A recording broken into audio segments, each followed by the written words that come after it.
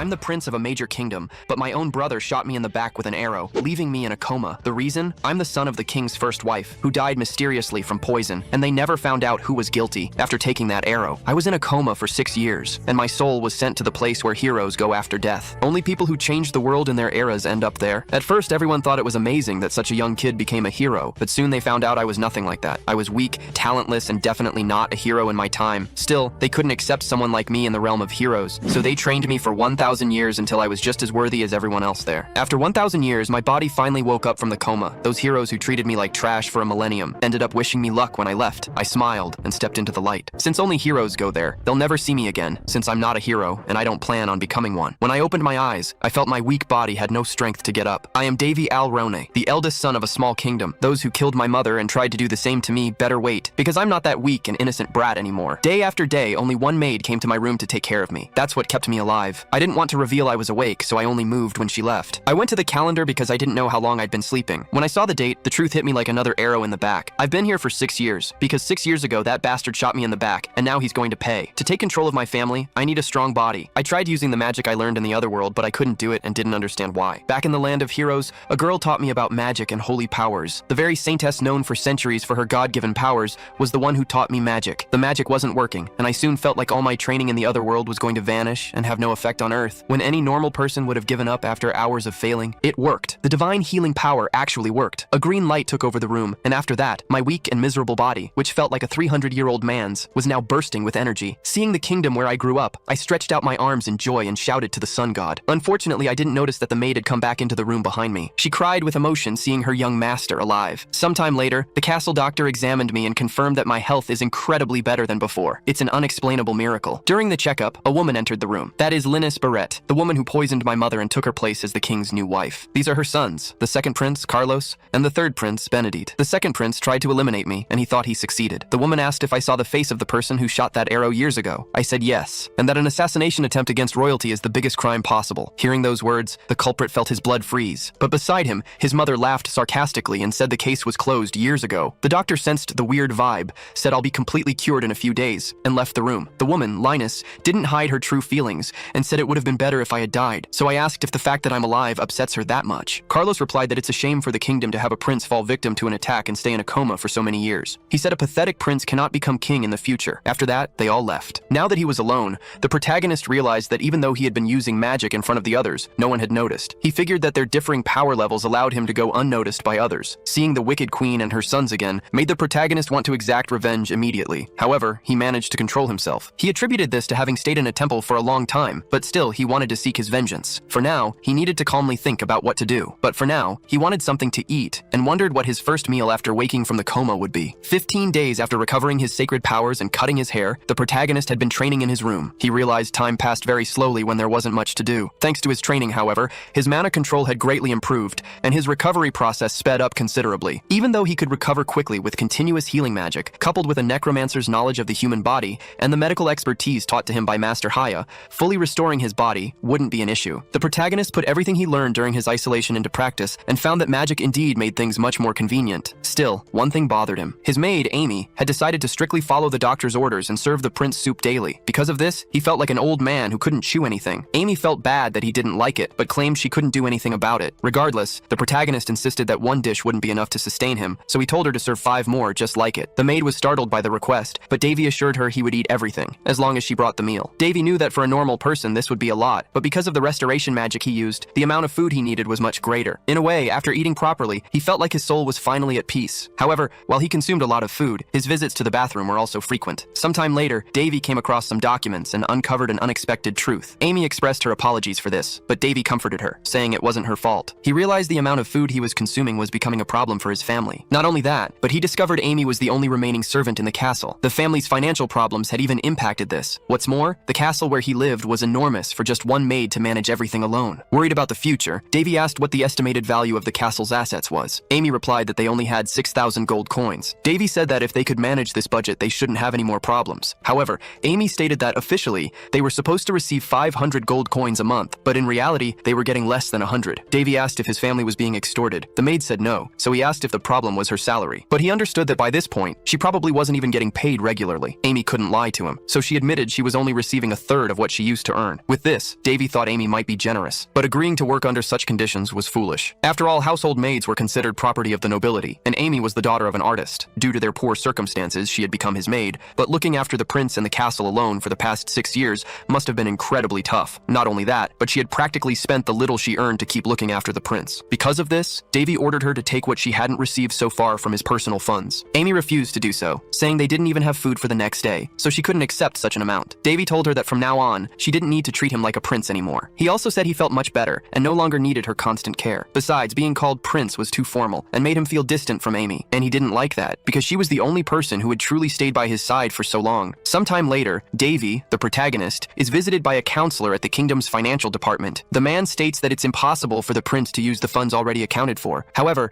Davey can only focus on the counselor's strange mustache. He notices that the people around him are looking at him with disdain, and even the counselor observes this. But instead of lowering his head, Davey tells the counselor not to obstruct his request. He states that he should be receiving around 500 gold, but he's getting less than half of that and wants to know why. The counselor explains that the costs of maintaining the castle are deducted from the amount of gold the prince's family should receive, so they only get what's left over. However, Davey says he's getting irritated by these arguments. The people around him feel the same way, as they point out that the family's castle has cracked floors and a garden full of weeds. Therefore, such a poorly maintained place shouldn't cost so much to keep up. Even Davey agrees with this. Not only that, but he knows it's uncommon for a prince or any other royal family member to manage their own finances. In turn, the counselor states that the use of the maintenance fund is not supervised by the finance department. He also says that this place is for managing the budget, not for requesting loans. Davey realizes that no one is willing to take the blame for the financial problems. He then prepares to leave, until the counselor asks if the prince will go to the maintenance department. Davey replies that he wouldn't get any answers there. He knows that anywhere, those in charge always come up with excuses and blame others instead of providing satisfactory answers. Before leaving, he tells the counselor to enjoy the money he still has in his pockets. As he walks through the palace, Davey thinks it's no wonder that no servant besides Amy has remained working, because besides being poorly paid, they were mistreated by the nobles, leaving the entire burden on Amy. Next, Davey asks if Amy could bring him a sword. The maid is startled by such a sudden request, but he claims he has no intention of using the sword to harm anyone or anything like that. At this, Amy goes to fetch a sword for the prince. In her absence, Davey thinks that he won't cut a person, because those who are his targets cannot even be considered human. The protagonist knows he's in an unstable position now, and he can't start eliminating his targets without prior planning. After all, he's already an outcast, and if he were discovered, it could be even worse. Besides, his intention isn't to stoop to the level of the nobles he despises so much. At another point, Davey and his maid come across a dead wild boar. Davey claims he found the animal that way. This is obviously a lie, as he himself hunted the animal and is now preparing it to be eaten. However, upon seeing this, Amy becomes distraught, claiming that a prince's hands should never touch a dead animal. Not only that, but she tells him to be careful not to get hurt again. Davey says it will be fine if no one else sees him doing this. He knows that even if he wanted to see the king, he'd be prevented from doing so. As for others, there's nothing he can do about them either. Davey knows that the queen is doing everything in her power to harm him. However, as an apprentice of Hercules, he knows how to fend for himself when it comes to survival. In this situation, Davey tells Amy that the wild boar will now be his dinner, and the animal poses no danger to him. At another time, in the queen's chambers, she tells a maid that the more she thinks about Davey, the more she finds him different from before his coma. Her maid, Shirley, says that according to the doctors, the prince can barely walk now, and it will take more than a year until he fully recovers. However, the queen asks if there's any chance this information is inaccurate. She states that even though Shirley is a Class A informant for the Black Moon, she is nothing more than a Class C maid in the queen's presence. Shirley belongs to the Assassin's Guild residing in the capital of Roun, the Black Moon. Even though she trusts her, the queen can't feel comfortable with the prince awake. The queen knows that even the king abandoned the prince, and even after waking from a coma, he is still weak. But she'll only truly feel comfortable once she completely removes the prince from her path. Despite this being her desire, Shirley warns that her comrades act independently of class. If the queen continues to insult them, she could face problems with them. Startled, the queen says she merely expressed her concerns out loud. She also says that she wishes she could interrupt the prince's plans at any moment. Otherwise, she claims it will be Shirley who pays the price. Having said that, she dismisses the maid. In her absence, the queen thinks it's better to get rid of the disobedient dogs before taking her next step, and she can't wait for that to happen. A flashback shows that the protagonist once learned controlling mana is like pulling a thread through hundreds of needles, something that must be done slowly and carefully. His master also told him that the hardest parts to reach are the veins of the brain, and if he didn't want to go blind, he should never forget these teachings. However, when he saw his masters, the protagonist thought that the priestess Ro-Ias was just a drunkard who could split the ocean in half with mere words. The other was a necromancer who acted more like a priestess than Ro-Ias herself, and despite being a great mage, all she ever seemed to show off was her huge staff. Then, the goddess Hippocrea, also known as Sister Hia, said that while participating in this experiment, she would do her best to complete the task. She also said that people didn't seek her out just to watch her, but also to learn from her, so she would like Davey to try a little harder, and she affirmed that if he trusted his masters more, he might be able to evolve his abilities. However, the moment the protagonist did so, he went through such an unpleasant experiment that he never wanted to go through anything similar again. Back in the present, Amy finds him outside the the palace. She asks why the prince is exploring the gardens again. He just says the weather is very pleasant, and even the forest garden looks elegant now. He then tells Amy she can return to her duties, and should only inform him if someone asks for him. Davey thinks that normally Amy would go crazy if she saw him getting into anything remotely dangerous, but apparently she's getting used to his routine. Although she still refuses to sit and eat with him, Davey wonders if his efforts to get closer to her are bearing fruit. Anyway, he finds a good spot in the middle of the garden. It's discreet and calm there, so he can finally begin his work. With that, he begins his meditation process, concentrating to absorb the surrounding mana. Davey thinks that as long as the air is pure, besides his lungs being nourished by oxygen, he also absorbs some of nature's mana. This ancient technique, it said, was created by Odin himself and passed down to other gods from generation to generation. But despite its effectiveness, there's a limit to the mana each user can store in their body. So to increase this limit, training and management are required. However, through this method, mana that would normally take months to collect can be obtained in just a few days, making it a miraculous technique. The protagonist thinks that if everyone discovered this, there would be a revolution in the country, but he has no intention whatsoever of sharing this knowledge. After all, this isn't something just anyone can do. During his meditation, the protagonist notices someone watching him. He wonders who is lurking, but the person realizes their presence has been noticed and flees immediately. Davey thinks that although it's been a while since anyone watched him closely, investigating it would only bring trouble, so he decides to let it go for now. He wants to project the image of a fragile and useless prince, as that would allow him to train his mana in peace. However, he thinks he has to deal with another issue, the mana circle. Davey knows that priests cannot use magic, and mages cannot use sacred powers. Furthermore, necromancy is a power neither can use. However, he's a special case, as he can wield the abilities of priests, mages, and necromancers, all thanks to his crazy temple masters and also the two eccentric researchers. Even so, just remembering that time makes the protagonist feel bad. Anyway, he thinks that mages normally draw a circle in their heart to use mana. Unfortunately, this method cannot handle the clash between necromancy and sacred power. If he were to do that, his heart would probably be destroyed in the process. Called the artery circle, this method involves combining the arteries around his body to create an impenetrable and mana-resilient circle. By doing this, Davey would use his entire body, including his heart, and not only would it stop the clash between necromancy and sacred power, but it would also bring surprising results. However, since this is as close as it gets to body modification, even a single mistake would be fatal. That's why he didn't want to resort to this method. Last time, he only succeeded thanks to the temple masters, but now that he's alone, he's unsure about the outcome of the process. Thinking so much about it, the protagonist has a glimpse. He ends up seeing his masters. So, he thinks that even if he fails the method, it wouldn't be as bad as spending 1,000 years in the temple. In that case, he decides to try. Sometime later, worried about the prince, Amy thinks it's already past dinner time and he hasn't appeared. She finds it strange, as he's never late for his meals. She had been ordered not to disturb the prince unless something of extreme importance happened, but even so, she's worried about his well-being. Plus, if anything happened to the prince, she could be held responsible. However, the protagonist appears shortly after. He apologizes for making her wait. Davey says he admires Amy's resilience. Not only that, but he ends up collapsing onto her. This leaves Amy quite embarrassed, as she thinks it's a display of affection. However, the protagonist was just leaning on her. From sheer exhaustion, he could barely stand. For the same reason, he then falls to the ground, leaving Amy truly worried about his physical state. Sometime later, the protagonist wakes up in his bed, realizing he fainted as soon as he found Amy. Speaking of Amy, Davey notices his friend's presence when he sees her lying beside him. With this, he knows he's caused Amy trouble once again. Anyway, the protagonist realizes that the circle formation process has been perfectly completed. The three powers are flowing through his veins, and on top of this strange circle, there's another special effect. Not only that, but Davey feels a stronger mana presence in the environment. Since he's stronger now, he can also absorb more mana from the air. He feels that with just a flick of his fingers, he can use any simple spell, including restoration. 5 months later, things are different. Amy is helping the protagonist with some ingredients. Davey believes he's fine with what he's been eating, as ever since the artery circle was completed and his life stabilized, someone has been leaving meat and vegetables in his castle. At first, he attributed this to some plan by the queen, but he doesn't think she could manage to get away with it perfectly every time without a reason. Davey feels that someone is indeed trying to help him, though he hasn't yet discovered who is doing it. Although he feels a presence, having spread his mana throughout the castle in an attempt to find this person,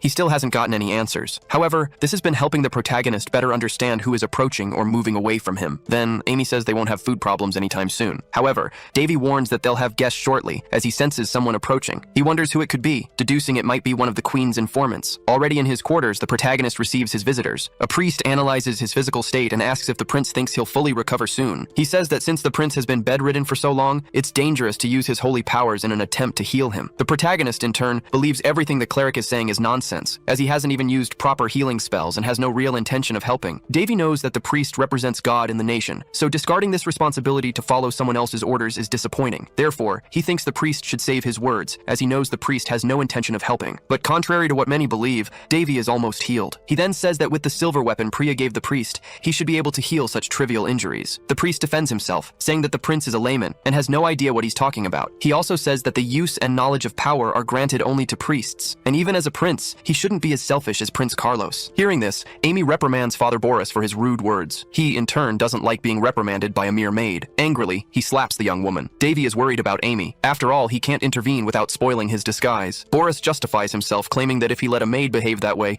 it would be bad for the prince himself, which is why he had to correct her. However, he says it's a shame to have to go that far, as he asserts the maid has a beautiful smile. Irritated, Davey almost gets up to confront the priest. Anyway, Boris says he's leaving and asks the maid to at least accompany him to the door. With that, he says he'll return in 15 days for the next examination. The protagonist asks Amy to accompany him to the door. She doesn't like it at all, but has no alternative but to obey the prince. Outside the room, Boris tries to arrange a meeting with Amy, telling her to show up alone at night. He claims the prince's life is in her hands, so if she wants Davey's well-being, she must do what he says. However, Boris doesn't care about a mere maid or a sick prince. He believes he'll do whatever he wants with the girl, and then discard her as if she were nothing. Alone in his room, the prince is filled with rage. He stands up, thinking he didn't build his dignity in the temple just to stand idly by in situations like this. Davey remembers Lady Daphne always saying he would be an animal if he didn't control his anger, but he thinks differently about that. The priest's companions are truly terrified when they see the prince walking. Davey thinks to himself that proper rage is a source of life and can also guide his purpose. He also believes that if laziness is the key to progress, then anger would be his fundamental strength. Soon, the priest's companions are the first to fall to his sword. Meanwhile, the priest tries to blackmail Amy. He says he's working on the queen's orders, so he doesn't care about a mere weak prince, much less his maid. Not only that, but Boris claims everyone in the kingdom thinks the same way. Therefore, he can do whatever he wants with both of them without suffering any punishment, since he has the queen's protection guaranteed. Hearing this, Davey starts to laugh, claiming he needed an excuse to act and found exactly what he was looking for. He then points his sword at the priest and asks Amy, "What's the punishment for blasphemy against royalty?" Annoyed and surprised, the priest asks, "How is the prince standing?" Davey says Boris wasn't promoted from his low-ranking position for a reason. His sacred magic was never actually needed. Next, the protagonist reminds Amy that he warned her to always answer his questions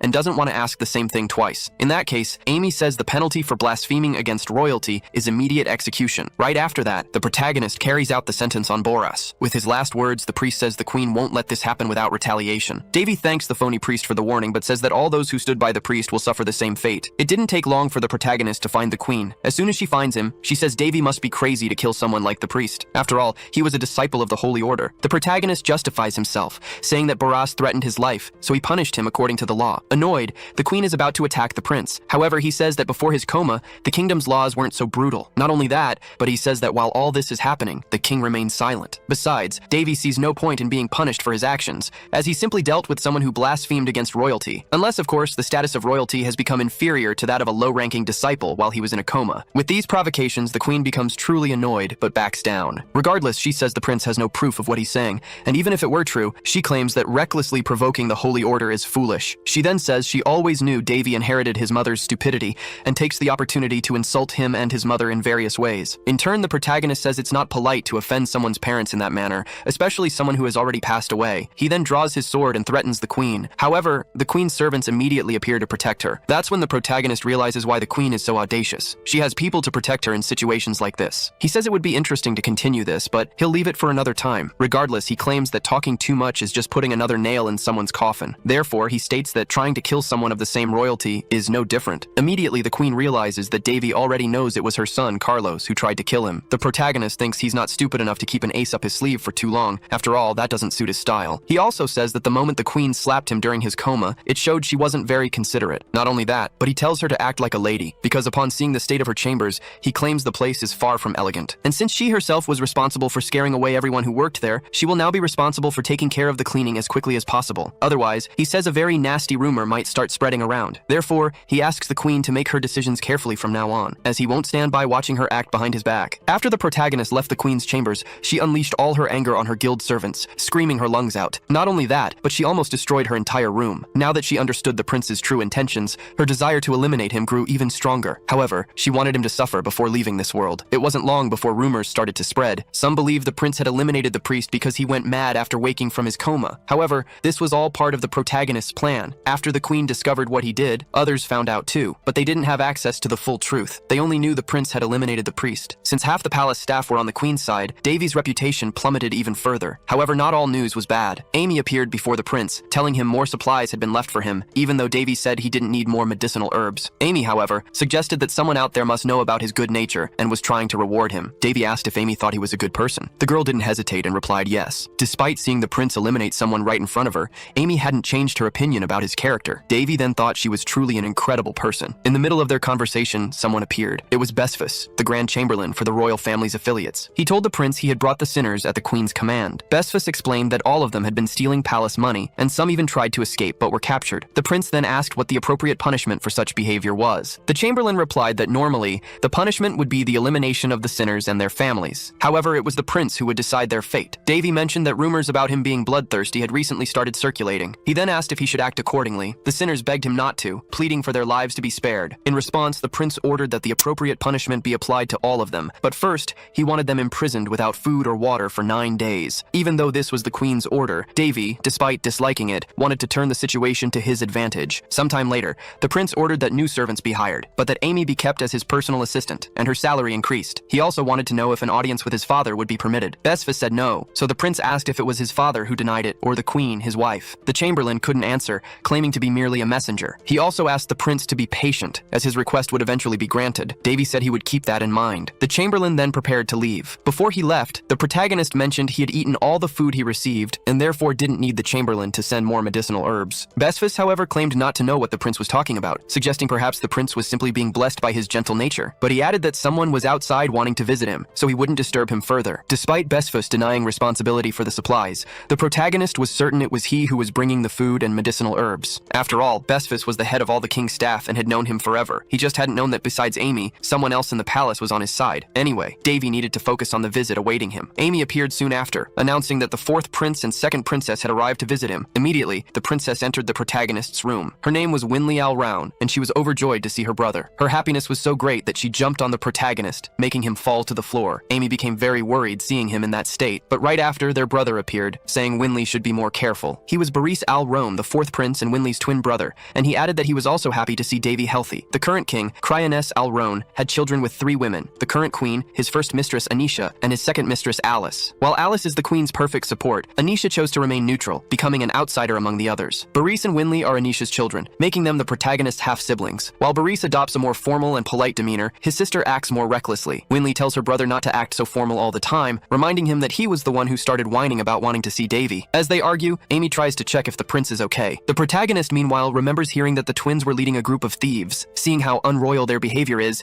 he thinks it might be true. However, they are still his siblings, and they listen to everything he says. And in the protagonist's current situation, that's something he can't ignore. After they sit down to talk, they realize it's been 6 years since their last meeting. The twins were sent to a remote area after Davey fell into a coma. They were only 8 at the time, and could do nothing but obey the orders they received. Furthermore, their mother had sent her first daughter, Dana, to a foreign realm, all because of the current queen's schemes. Anisha couldn't control her other 2 children, and though others don't know it, everything the king's mistresses do is under the queen's supervision. Back to their conversation, the twins mention they've seen their father. Davey asks how the king is doing. Boris replies that despite being tired, their father is well. However, Winley realizes that her brother Davey hasn't even had the chance to meet his own father, and is shocked by this. Anyway, Boris mentions that on his way there, he noticed the palace's conditions weren't up to standard. Davey explains that some people had been stealing his money, but he's already taken care of it, and soon everything will return to normal. Even so, Boris insists this is unacceptable. While his brother was in a coma, some decided to rob him, so he plans to ask the king to take action. However, the protagonist asks him not to, claiming everything is already resolved. He'll handle it himself, as he doesn't want to bother the king with such trivial matters. Noticing the growing number of people willing to help him,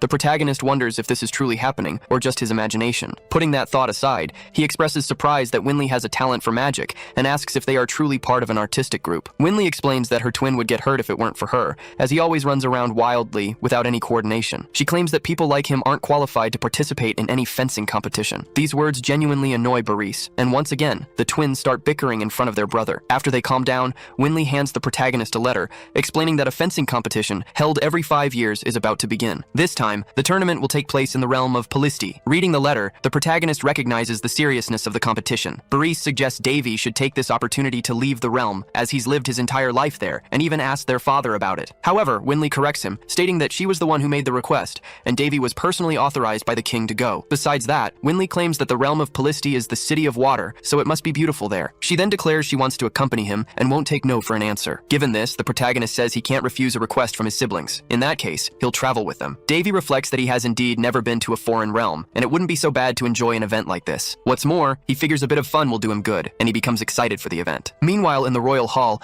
Besfus remarks that Boris will soon turn 14, practically becoming an adult. He adds that the princes must be discussing the fencing tournament right now, but he tells the king not to worry, as the young master has matured. Besfus praises Davey's splendid calmness and perception, expressing surprise surprise at how much the prince has grown. Hearing this, the king says it's enough that even the chamberlain is aware of it and states that the situation is quite sad. Back with Davey, he stared at a portrait of his mother, filled with admiration. Not just for that, but also because his room was finally organized and no longer looked like a haunted place. With Besfis's help, the new employees had done a quick job, and the palace now had the appearance it deserved. Not only Davey, but Amy too was enchanted by the new decor. She found it very pleasing that things were finally getting back on track. However, Davey wouldn't be staying to enjoy his new room, as he had to travel. Amy confirmed she had already packed everything the prince requested. He then left a bottle in her care and joined the twins to head to the kingdom of Pelisti. The continental fencing tournament had long been an event that drew everyone's attention, in addition to holding enormous influence. Alongside Boris's participation, Davey had been permitted to go with them, hoping his brother would achieve victory, thereby shaking Carlos's position. For some reason Davey still didn't know, the queen had agreed to Boris's participation in the competition. Perhaps she didn't believe in his victory, or maybe she was planning something sinister that Davey would have to keep an eye on. Before they departed, the king appeared publicly to bless the journey. Upon being seen by the crowd, he was cheered, for Cryanessa Alrone was the ruler they so loved. But for Davey, he saw the king as his supposed father. This was the first time he had seen him since waking from his coma, as for the past 6 months, the king had avoided his own son. The king then asked if Boris was confident. The boy said yes, asserting that he would represent his kingdom very well through his achievements. In turn, the king wished Boris a safe return home. Instead of speaking with the others, the king simply turned his back. But before leaving, he told Davey that it was good to see him healthy. Winley asked if her brother was okay. In his thoughts, Davey replied yes. After all, he didn't want to waste his emotions on the king. Following this, a messenger from the king announced that Prince Boris's participation in the tournament was of great importance, and therefore, there would be no curfew during the event. Davey, for his part, thought the king was truly different. He showed no trace of his former heroic and confident personality. Now, he seemed merely an unkempt old man, as if exhausted by everything and everyone. In any case, the main party set off for the tournament. During the journey, Boris noticed his brother seemed bored and asked if anything was making him uncomfortable. Davey replied no, he just wasn't used to long-distance travels like this. Winley, however, picked up the wine Davey had prepared and suggested it might liven things up during the trip. She said it was the first time she had tasted such a fragrant wine and asked where he had found the bottle. Davey explained that the wine had been left by his mother,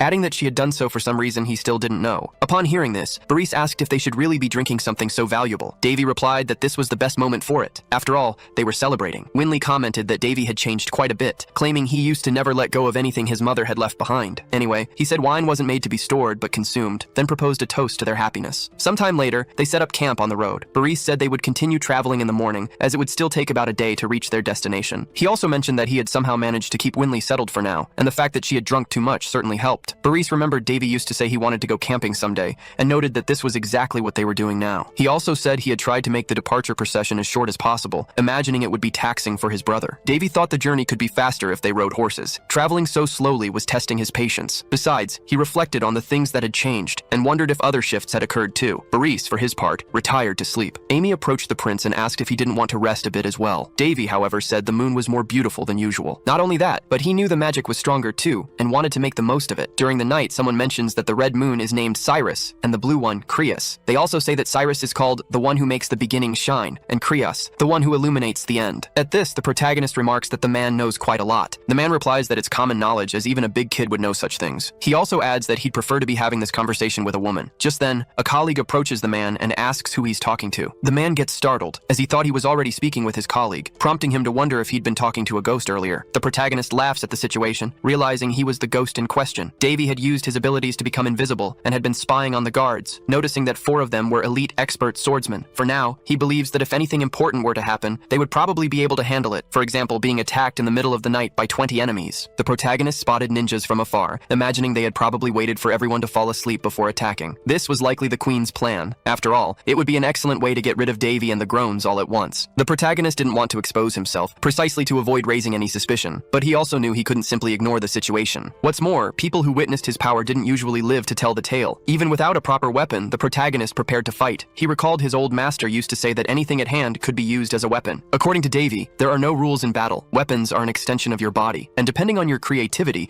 even a piece of cloth can become a unique sword. So, armed with a stick, he leaped into action. Not only that, but he scoffed at his opponents, seeing they weren't very competent at what they did. Just out of curiosity, the protagonist asked if they had been sent by the queen. However, no one spoke to him. In that case, Davey told them that if they weren't going to answer, they could just leave. But knowing well that the queen's hounds wouldn't give up, he then attacked again. While fighting, he pondered what the queen stood to gain by doing this. Eliminating 3 royalties would impact the entire kingdom. Even Linnes would face difficulties because of it. Or perhaps she had some other motive behind it. Back in the fight, the protagonist took down a few enemies, and then asked if the others weren't going to try and escape. He also told them he would give them a chance to escape escape and tell the queen that Prince Davey would destroy everything she had just for fun. Seeing how strong he was, the enemies decided to retreat. However, the protagonist wouldn't let them escape so easily. He went after the ninjas, telling them they were slow. Not only that, but he took the opportunity to eliminate them, claiming it wasn't so easy to escape his grasp. After eliminating the ninjas, the protagonist once again scoffed at their performance. He remarked that a ninja's greatest virtue was patience, so they should know that. After all, it was a famous saying among them. Then, more ninjas appeared, as they had been hiding. However, the protagonist claimed this tactic was useless against him. He could perceive that one of the ninjas was escaping, while the others had stayed behind in an attempt to delay him. After eliminating the straggling ninjas, Davey commented that they were so useless, they weren't even worth the effort. Besides, he had prepared everything even before the ninjas arrived on the scene. He declared that unless they were on the other side of the continent, no ninja could escape his reach. At this, he launched an attack at the ninja who had fled, and hit him squarely with a magical technique that had no shape, scent, or color. But upon hitting its target, it instantly eliminated their soul. The protagonist himself found it a bit brutal to do this, but his masters had taught him to always finish what he started properly. Not only that, but they had also taught him to show no mercy to those who threatened his life. So he figured a perfect elimination would be an appropriate end for these enemies. Best of all, nobody had seen him in action, so he wouldn't be associated with any of this. Sometime later, the queen received news of what had happened. Shirley reported that all the candles she had lit, and which were connected to the lives of her students, had been extinguished. At this, the queen understood that everyone had been annihilated, but she asked, what happened to the targets? Shirley replied that they must have just arrived in the Polisti kingdom. The queen was furious, demanding to know how Shirley had failed to deal with just 3 children and 5 knights. She also declared that the Dark Moon Guild couldn't be as formidable as they claimed. Not only had they failed, but they'd also lost 20 members. Shirley stated that they were still investigating what happened, but all signs pointed to Prince Davey having an accomplice. At this, the queen scoffed, "Who would help that brat?" She ordered Shirley to find out more, declaring she wanted to show this person what happens when someone dares to cross her path. Furthermore, she reminded her servant that the only reason she had agreed to work with Shirley's guild was because they had promised never to fail. Therefore, if such a mistake were to repeat itself, their contract with the guild would be cancelled, and she would use her power as queen to dismantle the guild once and for all. Back with the protagonists, Winley spotted the Polisti kingdom and alerted her brothers. Davey was pleased they had finally arrived. He knew the Water Kingdom was a small city-state. However, its historical buildings and ruins were among the most beautiful on the entire continent. Upon reaching the location, the protagonist took in the view. Judging by his expression, his brother noticed he was happy. Davey confirmed, saying that this was, after all, where the sword-fighting competitions took place. They had a stadium typically used as an arena for battles. The place was very popular, with many fighters and monsters battling for their lives. Winley mentioned that in this edition, 8 participants would represent their respective countries. The protagonist then quickly realized that, in the end, this was nothing more than a battle of national pride. Moreover, only people under 20 years old were participating, making it a competition for newcomers, not established talents. Not only that, but Winley added that the Round Kingdom had sent an idiot to represent them. At this, his brother asked if she shouldn't try to motivate him instead of insulting him. Davey, for his part, thought that Boris's skills were intermediate level, his rank just below a master swordsman, which was impressive for his age. But then, Winley revealed that the representative from the Fallen Kingdom was the famous Sword Princess. The protagonist hadn't known this, and realized a lot had changed during his coma. However, he knew that Elena of Fallen was the only princess of the Fallen Kingdom, as all 9 others were princes, but she was Prince Crown's favorite. Boris mentioned that despite Elena's fame, it wasn't just her skills that made her renowned, for she also possessed the divine sword. Winley explained that this sword was called Calderus, the favorite blade of the sword god, a masterpiece that took 1,000 days to forge. Davey realized it had been some time since he'd heard that name. Hares, the sword god, had been his teacher at the temple. Though lazy, he possessed excellent skills and constantly boasted about his sword, and it was common for him to leave his mark wherever he went, but the feeling was still somewhat strange for Davey. Just then, a young woman passed by him, and something caught his attention. When asked why she stopped, she claimed it was nothing important. At another point, Davey discussed the sword with his siblings, recalling that it possessed a spirit said to have been born from the creator's love for creation. This sword wasn't called divine for nothing, and because of that, he wondered why it had chosen Elena as its next wielder after hundreds of years. Boris added that there was another reason for Elena's fame. He claimed she was one of the continent's 5 immeasurable beauties. Davey, however, didn't believe that was the reason the sword had chosen her. After dinner, he put on an outfit prepared by Amy, then asked if she didn't have something simpler. However, the maid replied that this was the simplest she could find, for even if he wasn't participating in the competition, he was still a prince and needed to conduct himself as such. The night of the festival arrived, and the twins were also ready. Davey complimented his sister's appearance, but Boris told him not to overdo it, as Winley might actually believe him. After that jab, he received a stomp on the foot, and Winley led the protagonist onto the dance floor, inviting him to dance. At the same ball, another princess was asked to dance. However, she was feeling uncomfortable with all the noise. Her companion suggested that this was an event for the new generation to get to know each other, and she should enjoy it. He then asked how her earlier visit to the village had been. The princess replied that it wasn't bad for such a barbaric place. Before the competition, a banquet and a ball were prepared for the nobles to interact. However, the protagonist was only interested in the competition and used the ball to observe the other guests. He noticed that most guests were young, as the competition was restricted to people under 20. Despite this, there were chaperones just like him. By far, Boris was the most popular. Even without trying, he became the center of attention for several girls. Davey thought his brother's skills might be the reason for his popularity. Regardless, he found it interesting that Boris was interacting with others. Not only Boris, but Winley was also drawing a lot of attention. However, Davey wanted to keep his distance and analyze potential opponents. Amidst all this, Boris tried to ask for help to escape the attention, but when he looked for his siblings, they had gone off to dance and left him behind. Davey wished his brother would enjoy his youth and wouldn't do anything to disrupt it. Winley said she never imagined Davey would dance with her someday. She also mentioned that, without realizing it, she had just entered the social hierarchy. Despite this, she was a little upset, claiming that if it weren't for Davey's situation, he could also enter the competition. After all, he was talented with swords too. In response, the protagonist said his sister was exaggerating, claiming that even with skill, he couldn't reach an expert's level. However, Winley argued that talent was nothing more than an illusion. If a person didn't work hard, their talent was worthless. Even so, Davey stated that he didn't care much for such things. Instead of attention, he wanted a peaceful life. Hearing this, his sister said he sounded like an old man, but in the middle of their conversation, someone appeared and said this was the most fitting place to reunite with Princess Winley. Immediately, the protagonist stared at the man, wondering who he was. More importantly, he wanted to know where this guy knew Winley from. Winley herself didn't look comfortable at all with this sudden appearance. However, the man pushed the protagonist away from his sister and asked Winley if she would grant him the honor of a private conversation. Winley, however, called him Prince Valentian and said she was in the middle of a conversation with her brother, so she couldn't give him attention at that moment. Valentian, despite not liking to be rejected, formally introduced himself as Valentian du Boltus, the 7th prince of the Boltus kingdom. The protagonist did the same, introducing himself as Davey Alone. With that, Valentian started a conversation, but the protagonist quickly said he was only there to accompany his siblings. In that case, Valentian wished him a pleasant stay. He then returned to speak with Princess Winley, saying he would very much like to win this competition in honor of her beauty, then asked her to pay attention to the arena during his matches. Winley, however, said he was being rude to the other participants, claiming he would win even before competing. But Valentian asserted that it was rude to only speak the truth. Annoyed, the princess said her twin brother would be participating in the competition, and hearing him say that only proved how much Valentian was underestimating his opponents. She then abandoned the prince and withdrew with Davey. Seeing his sister's attitude, Davey realized she could defend herself. However, he knew very well that the arrogant prince wouldn't let things end there. In turn, Valentian stood up and tried to pull Winley by the arm. Seeing this, the protagonist thought he had been patient enough with this rude individual. He then managed to unbalance the prince and disarm him completely, leaving him without a reaction. Next, Davey said Valentian shouldn't touch his sister like that. He also added that Valentian was lucky he didn't break any bones,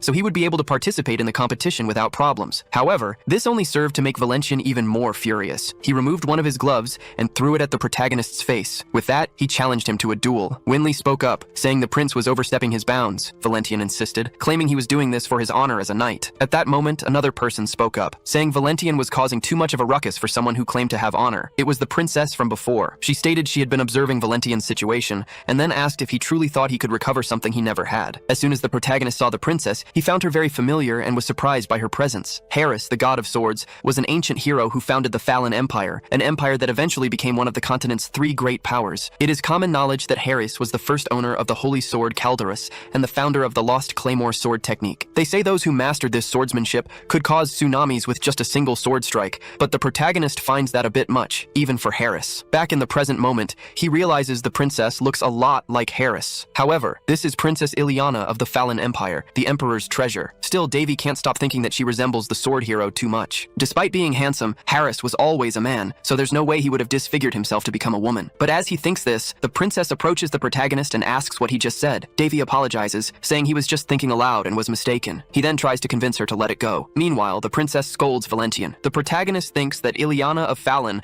has a truly stunning appearance. However, the same can't be said for Valentian, as Davey believes that besides being ugly, the arrogant prince is uncharismatic. For her part, Ileana says that if Valentian truly considers himself an honorable knight, he should apologize to those he offended. Judging by the arrogant prince's face, he has no intention of doing so. The protagonist thinks that regardless of intentions, someone so proud wouldn't apologize easily. In that case, he says he accepts the duel proposed by Valentian. Ileana asks if he's really serious. She claims that this is a meaningless fight and Davey doesn't need to accept it. But the protagonist says that the decision is his to make, and if Valentian hasn't given up on the proposal yet, he accepts to duel him right now. Shortly after, Davey picks up a wooden sword and thinks it's been a while since he used one of these. Boris approaches and tells the protagonist that even though he's strong, his opponent is a tournament competitor. Davey knows this very well, and seeing his distressed siblings, he tries to reassure them both. His opponent takes the opportunity to taunt him, saying that if he's just going to swing a sword like an amateur, he should just give up now and stop worrying his siblings. He also says that if Davey admits defeat and begs on his knees, he might consider forgiving him. Annoyed, Boris tries to defend his brother, but Davey stops him and says that actions speak louder than words. In that case, Valentian claims he won't lose, and since it's impossible for Davey to win in a scenario like this, he would kneel himself and acknowledge his superiority. The protagonist agrees to this proposal, well, but says he shouldn't chicken out when he loses. Next, Davey thinks about how he's going to handle the fight. After all, in the eyes of others, he's just a weak prince who barely recovered from a coma. So, he doesn't want to reveal his true strength in a mere skirmish like this. With that, they begin the fight. But Valentian thinks the protagonist is scared because he thought that Davey would make the first move instead of standing still. After hearing that, the protagonist gets an idea. He charges full force towards his opponent, leaving Valentian quite surprised by this sudden attack. But instead of attacking, Davey intentionally strikes the ground and pretends to let his sword fall from his hands. Not only that, but the sword ends up hitting his opponent's face. While Valentian takes a solid hit, Davey pretends that out of carelessness, he let his weapon slip. However, all of this was part of his plan. He knocked down his opponent without needing to reveal his strength. Not only that, but Valentian feels humiliated because the blow that knocked him down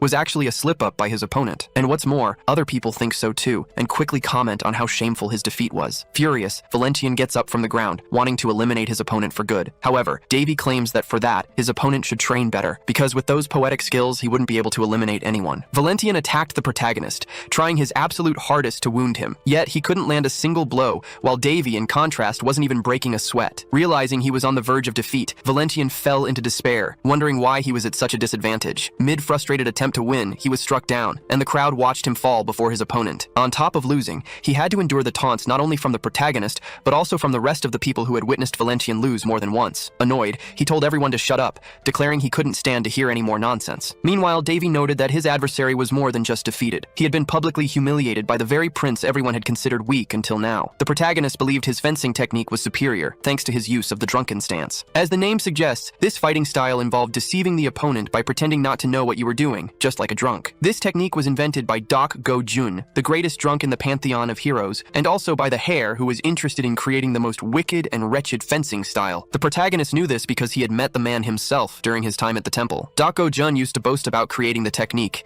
yet he was also aware of how malicious the style truly was. Davey had always heard that such a technique should only be used against someone who truly deserved it. So, the protagonist knew from the beginning that even its creators considered this technique taboo, not because the technique was too sharp or strong, but because of how much it could manipulate and deceive an opponent. Therefore, this style wasn't made for self-defense or offense, but rather to completely humiliate an opponent in front of others. The style aimed at an opponent's openings while they attacked, delivering a fatal blow, making it highly effective for that purpose. Thus, the adversary became like a mouse lost in a labyrinth. Not only that, but the more people watching, the worse it was for the technique's target. Exactly what was happening now. After playing around with his opponent for so long, Davey wondered if he was incredibly lucky, or if Valentian was just genuinely terrible. Not only that, but he found using this style immensely enjoyable, feeling it suited him perfectly. Davey believed this style was the best for anyone who wanted to have fun while fighting. Unlike him, his opponent wasn't having fun at all. Furious, Valentian manifested his powers, intent on eliminating Davey from the face of the earth. Benedis declared it was just a friendly training match, asking if Valentian had gone crazy for using his powers. However, the protagonist had left his adversary with no alternatives. Thinking about this,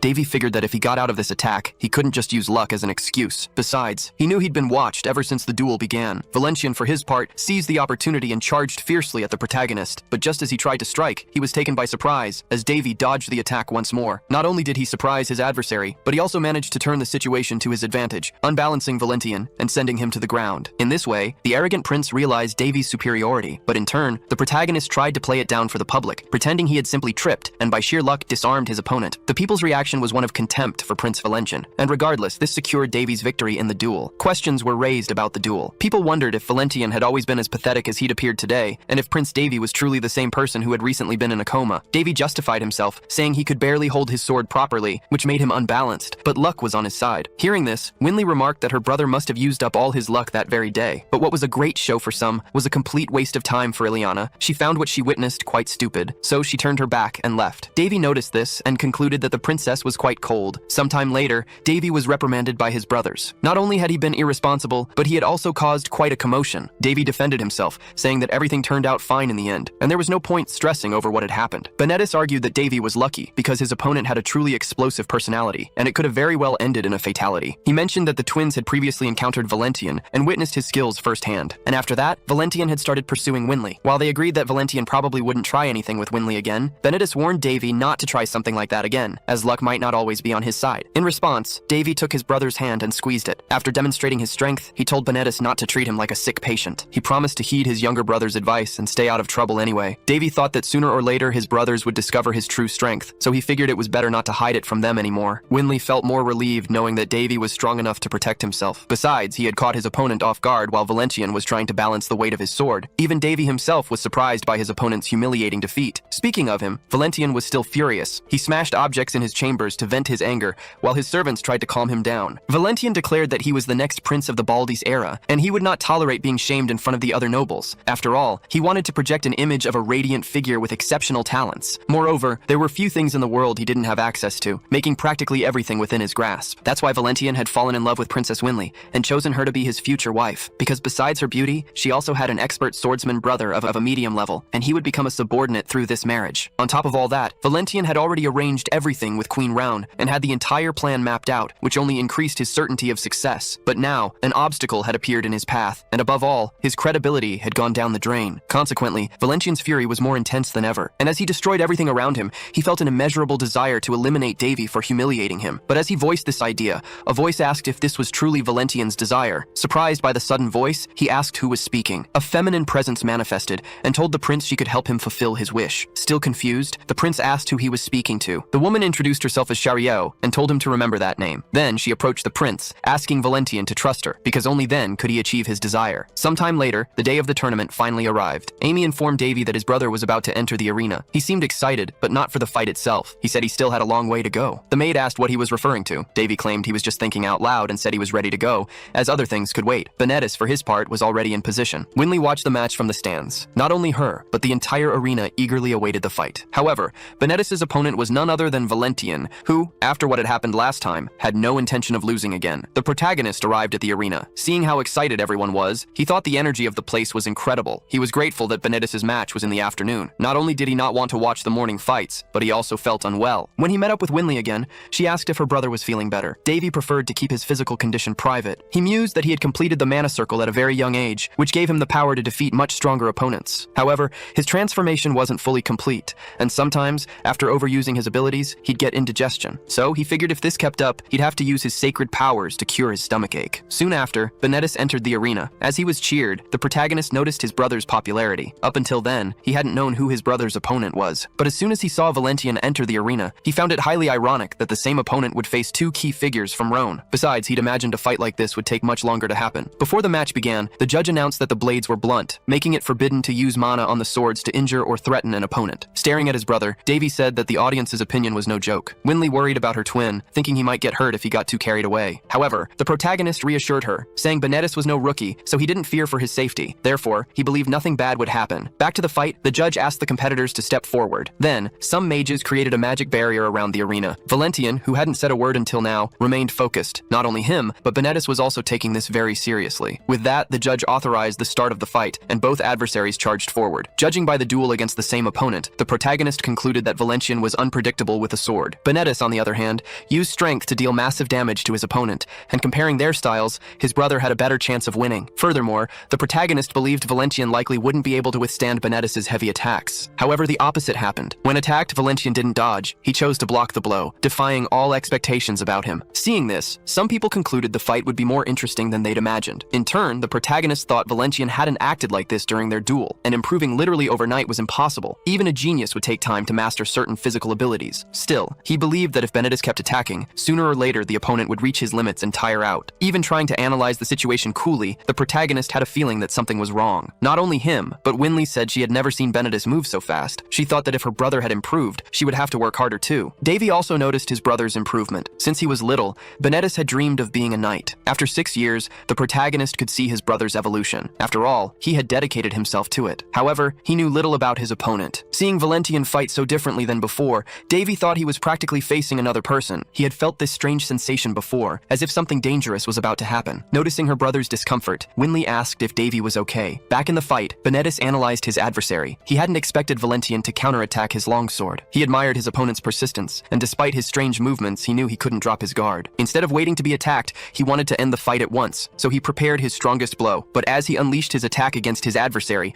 Valentian stood still, waiting to be attacked on purpose, and saw the sword very close to his face. Benedis didn't understand why his adversary acted this way. However, he diverted his own attack at the last second. After all, he couldn't injure him, or he'd be punished by the organizers. With that, he tried to attack again, but in a way that wouldn't hurt his opponent. However, it was all part of Valentian's strategy. Before Benedis could attack again, he channeled his mana into his sword, and even knowing it was against the competition rules, he put Benedis' life in danger. The night before, Benedis had practiced a lot, not wanting to lose the competition. Then, Davey appeared to talk to his brother, claiming he couldn't sleep because of him. him. Davey mentioned that Winley was already asleep and asked why Benedis wasn't doing the same. His brother replied that he couldn't sleep, which led him to practice a bit. Benedis also admitted he felt uncertain about the upcoming combat, yet he still believed he would win. Davey encouraged his brother, assuring him he wouldn't lose and had no reason to worry. Observing Benedis' structured mana flow, Davey noticed his brother possessed a gentle and smooth mana. He even considered giving his brother a boost. While it would be a scandal if people found out, Davey was willing to take that risk. So he asked Benedis to stop for a moment, saying he seemed a little tense and offered to massage his shoulders. However, during the massage, Davey took the opportunity to lend his brother some of his own mana, warning him that the process would hurt a little. Immediately,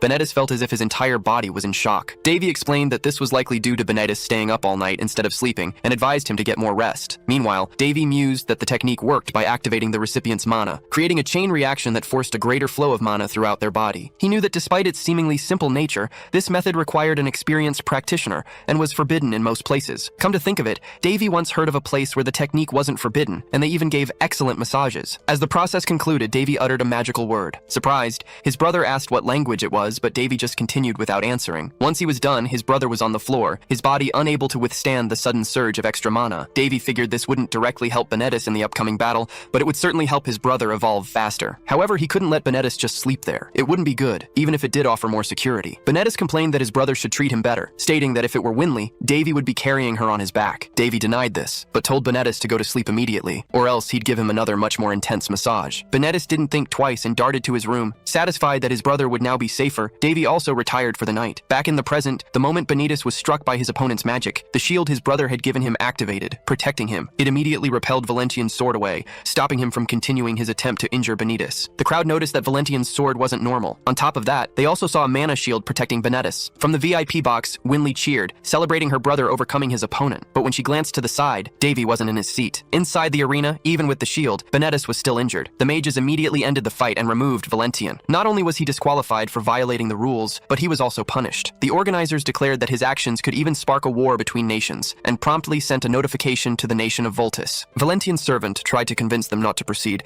begging his prince to say something. However, Valentian grabbed the servant by the neck and, in an exaggerated display of strength, exploded the poor man's head in front of the horrified crowd. This act, of course, left everyone utterly shocked. After all, no one expected to see a prince publicly execute one of his own servants. What's more, they all thought Valentian had completely lost his mind, and in a way they weren't wrong. Ever since his encounter with Chariot, Valentian hadn't been the same. Seeing the madness that erupted in the arena, some people started fleeing the scene. Prince Valentian had gone mad and was on the verge of a complete breakdown. The organizers knew they had to do something, but realized it wouldn't be easy to contain someone in that state. That's when the protagonist stepped forward. He went over to his younger brother and told him the match was over, and he'd done incredibly well. Benedis mentioned he had created a mana barrier. The protagonist then gave a proud smile. He knew that a mana barrier was a high-level mana ability, protecting its creator from harm. Davey had placed a barrier on his brother as a safeguard, but the main reason Benedis was safe was due to his own growth. Even though Benedis was only 14, it was something anyone would be proud of. Despite his immaturity, he clearly had a lot of potential. Davey had expected his brother to cry and complain about the pain, but Benedis had surprised him. Nevertheless, he told Benedis that he had done enough, and it was now time to rest. Benedis was then carried out of the arena on a stretcher. Meanwhile, on the other side of the arena, a problem was still unfolding. Valentian was causing immense chaos, something the protagonist had to resolve. Some mages tried to contain the mad prince,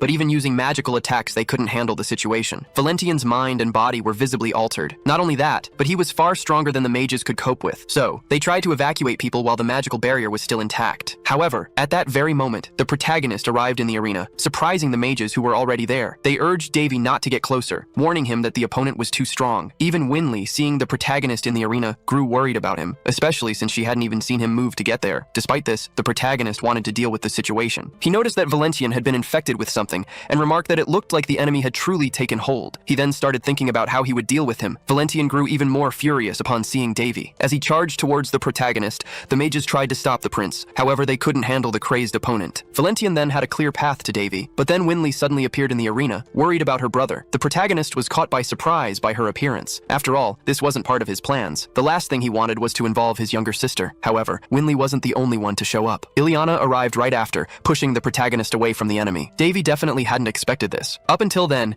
Ileana hadn't even been seen in the arena. She had seemingly appeared out of nowhere. Not only that, but she arrived with the clear intention of eliminating the enemy. Valentian, by this point, wasn't thinking straight and was merely merely following his fighting instincts, but Ileana knew what she was doing. She unleashed an attack called the Great Mountain Divider, and upon hitting the enemy, she sent him flying. Seeing this, Davey was truly amazed. It was the first time he was seeing Ileana in action. After attacking the enemy, Ileana thought the situation was resolved, but she was surprised to see Valentian still standing. Even though her attack was above average, Valentian wasn't seriously hurt. Not only that, but he looked even more bloodthirsty. But before he could do anything, Ileana launched her attack, striking him from several different directions, aiming to incapacitate him once and for all. She continuously attacked with her blade and hand-to-hand. Taking advantage of the enemy enduring her blows, Ileana didn't hold back any energy during the fight. Seeing her fight with such energy, some spectators were left speechless. Ileana thought she had finally succeeded. Valentian was seemingly down and unconscious, so she ordered the guards to arrest him for his actions. Winley tried to pull Davey away from the arena, telling him to let Ileana handle everything. Meanwhile, Davey admired Ileana's energy and understood that she was much better than most other swordsmen. However, Ileana saw something others hadn't noticed and called Valentian a vampire. Davey didn't quite understand, but Ileana moved towards the enemy. Even chained, Valentian could move, and with that, he inflicted damage upon himself. Davey observed the enemy's actions from afar, yet he could still perceive what he was doing. Ileana tried to stop the enemy from doing this, but she couldn't get close in time. Because of that, Valentian conjured a blood tide, and those who were close to the attack were the first to fall. Amidst the blood mist, Davey tried to protect his sister. Winley wasn't feeling well, but instead of worrying about herself, she showed concern for Davey. Trying to reassure her, Davey said everything would be all right. He then got up from the ground and asked her to rest for a bit, claiming that when she woke up, she'd think it was all just a bad dream. As soon as he put his sister into an induced sleep, Davey thought it was time to act. Otherwise, things could quickly get worse with this necromantic mana in the air. He was the only one who understood what was happening. Not only that, but he believed that when someone connects with their own mana, their powers start to develop their own personalities. But he had 3 different powers, and each behaved in different ways. Necromantic mana was basically a psychopath, making it the most effective to use. On the other hand, regular mana was a tsundere. Even though it seemed difficult to handle, once it developed trust, it worked with the user's will. And finally, there was the most stubborn of all, holy power. This power had no intention of listening to anyone and also had a lazy personality. Therefore, if there wasn't a significant commotion,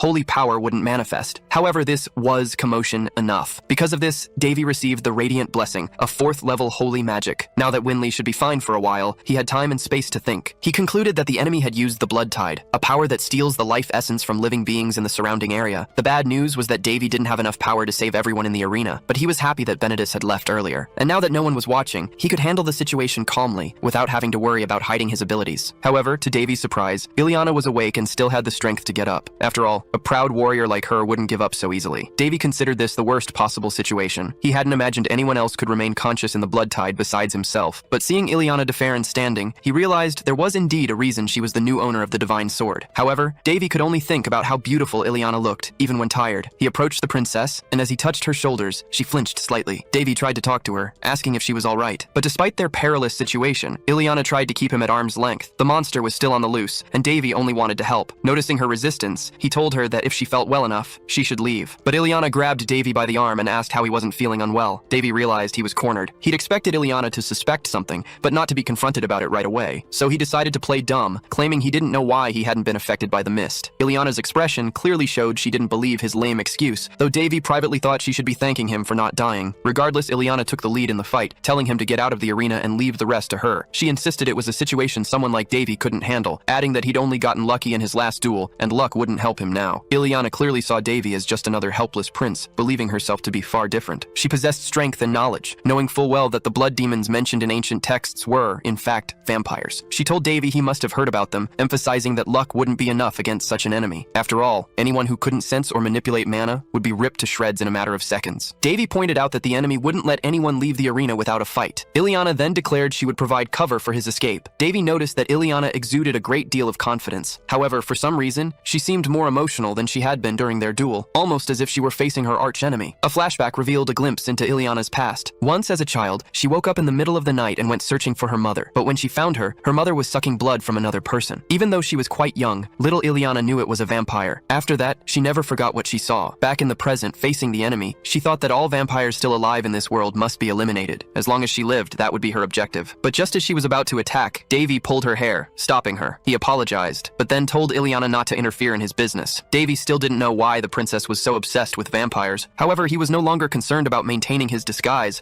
and prepared to fight the enemy. Contrary to what the princess believed about him, Davey actually possessed a great deal of knowledge about vampires. He'd learned about them during his training and probably knew more than Ileana. Plus, he had already faced several vampires before, gaining extensive practical experience. In fact, fighting yet another vampire was almost tedious for him. As he dodged the enemy, he muttered added that it seemed to have gotten much dumber compared to their last duel, but Davey wasn't there just to defend himself or dodge. He also intended to attack and eliminate his adversary. With that, he landed a blow that struck at the enemy's very heart. This was an application of the celestial demonic arts, an ability known as demonic blood explosion. After being hit, the enemy not only felt the impact, but was also hurled across the arena. Seeing this left Ileana truly impressed. After all, someone she had judged to be weak had just unleashed an extraordinary display of power. After seeing what just happened, Ileana wondered what that was. Seeing the protagonist use his powers, the princess doubted if it was even humanly possible. Until then, she believed Davey was just an ordinary person, incapable of sensing mana, but she had just seen him destroy a statue while attacking a vampire with her own eyes. It was something even knights and mages would struggle to do. Even she, with her sword, couldn't pull off something like that. This made her wonder if Davey really was just a prince who recently woke up from a coma. The protagonist extended his hand to Ileana, but she recoiled in fear. Even so, he insisted on the gesture. Thinking the prince wanted to help her up, Ileana decided to accept his kindness. However, just as she was about to touch his hand, Davey asked to borrow Ileana's sword. She then realized he wasn't being chivalrous at all and felt embarrassed for jumping to conclusions. Anyway, she told him her sword had broken when she tried to hit Valentian the first time, but Davey said he wasn't referring to that sword, but the one she wore as a necklace. He added that he'd need a very sturdy weapon to face the enemy. Davey tried to convince the divine sword to lend him its powers. The protagonist knew that Surtur, the celestial blacksmith, had dedicated his life to creating countless weapons, including the sword that saved the world. Even broken weapons were renewed in Surtur's hands, transforming into immeasurable treasures. Surtur's fame had spread across the entire continent. In particular, his 12 infamous swords were scattered throughout the land and regarded as national treasures. But among them, one was the blacksmith's favorite, the sword Caldearus, the White Guardian. Although it was one of the 12 swords Surtur created, this one held special value. Caldearus was on a level above the others, as it was forged for a friend of the blacksmith named Heresi, the god of the sword, who poured his own life force into the weapon. This resulted in the sword having its own ego and making conscious decisions, which fascinated some people when they learned about it. However, the protagonist knew the sword's true nature because he had met Heres, and knowing Heres's personality, he knew the sword wasn't easy to handle. Immediately, Caldearus asked who the protagonist thought he was to just grab it like that. At that, Davey realized the weapon was acting exactly as expected. Since the sword was shrunken, Davey ironically asked if Caldearus was capable of anything more than screaming like a madman. He added that they'd get along much better if the sword just agreed to work with him. At the same moment, the princess went up to the protagonist asking for her sword back. Davey then said that if Caldearus kept refusing to fight by his side, Ileana would suffer. Besides that, the protagonist was impressed that even without the sword's power, the princess managed to stand firm amidst the fog, realizing how strong she truly was. However, despite her strength, he judged the enemy as someone Ileana couldn't possibly face and thought it best for her to recognize her limitations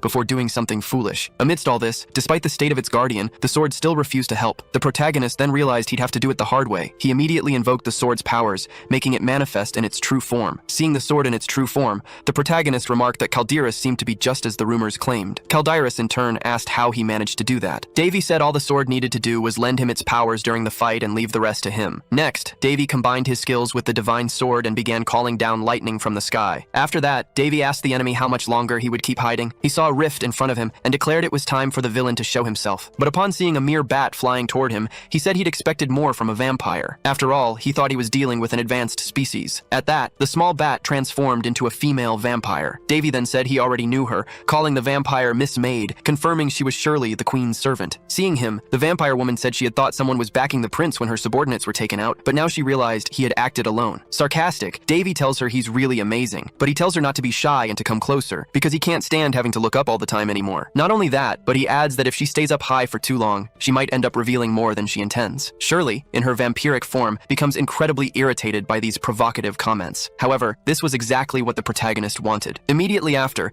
he launches an attack with his divine sword. The vampire woman in turn warns that if Davey causes a catastrophe, the queen will not hold herself responsible. Relations with the Voltese kingdom could be severed, potentially leading to battles between kingdoms. The protagonist realizes that by revealing her true form, the enemy is likely confident she'll defeat him. However, he asserts that her plan won't succeed. His arrogance irritates the vampire even further. At that moment, she finally decides to attack the protagonist. She uses her vampiric magic for this, and this magic destroys everything it touches as it spreads. Even so, Davey manages to dodge and tells his adversary not to get so agitated. However, his words have the opposite effect. As a result, the vampire then hurls spikes at the protagonist. He leaps from the pillar he was on, but he realizes the spikes have also reached him there and narrowly miss him. Davey manages to dodge as many spikes as possible while falling until he finally lands on the ground, and like a skilled swordsman, he deflects the attacks with his blade. At this, the vampire woman admits he has exceeded her expectations, yet she asserts that despite his strength, Davey is still only human. The protagonist points out that his adversary shouldn't hate humans so much. After all, she serves a human. Deeply irritated, the vampire's patience finally runs out after so many provocations. Davey Davey, however, argues that this is a trait of vampire lords. After all, they are as irritating as they are strong. Not only that, but they are also one of the strongest species, born with immense power, and upon awakening, they become leaders. If it weren't for their natural enemy, the Great Elf, they would be impossible to defeat. A flashback reveals that in the protagonist's past, the sword god had revealed he used to irritate vampires before striking them. This tactic destabilized his adversaries, making them easier to handle. He also revealed that vampires were especially proud, so the higher their rank, the easier it was to wound their egos. Back in the present, the protagonist muses that the Farron Empire held great faith in Harisi,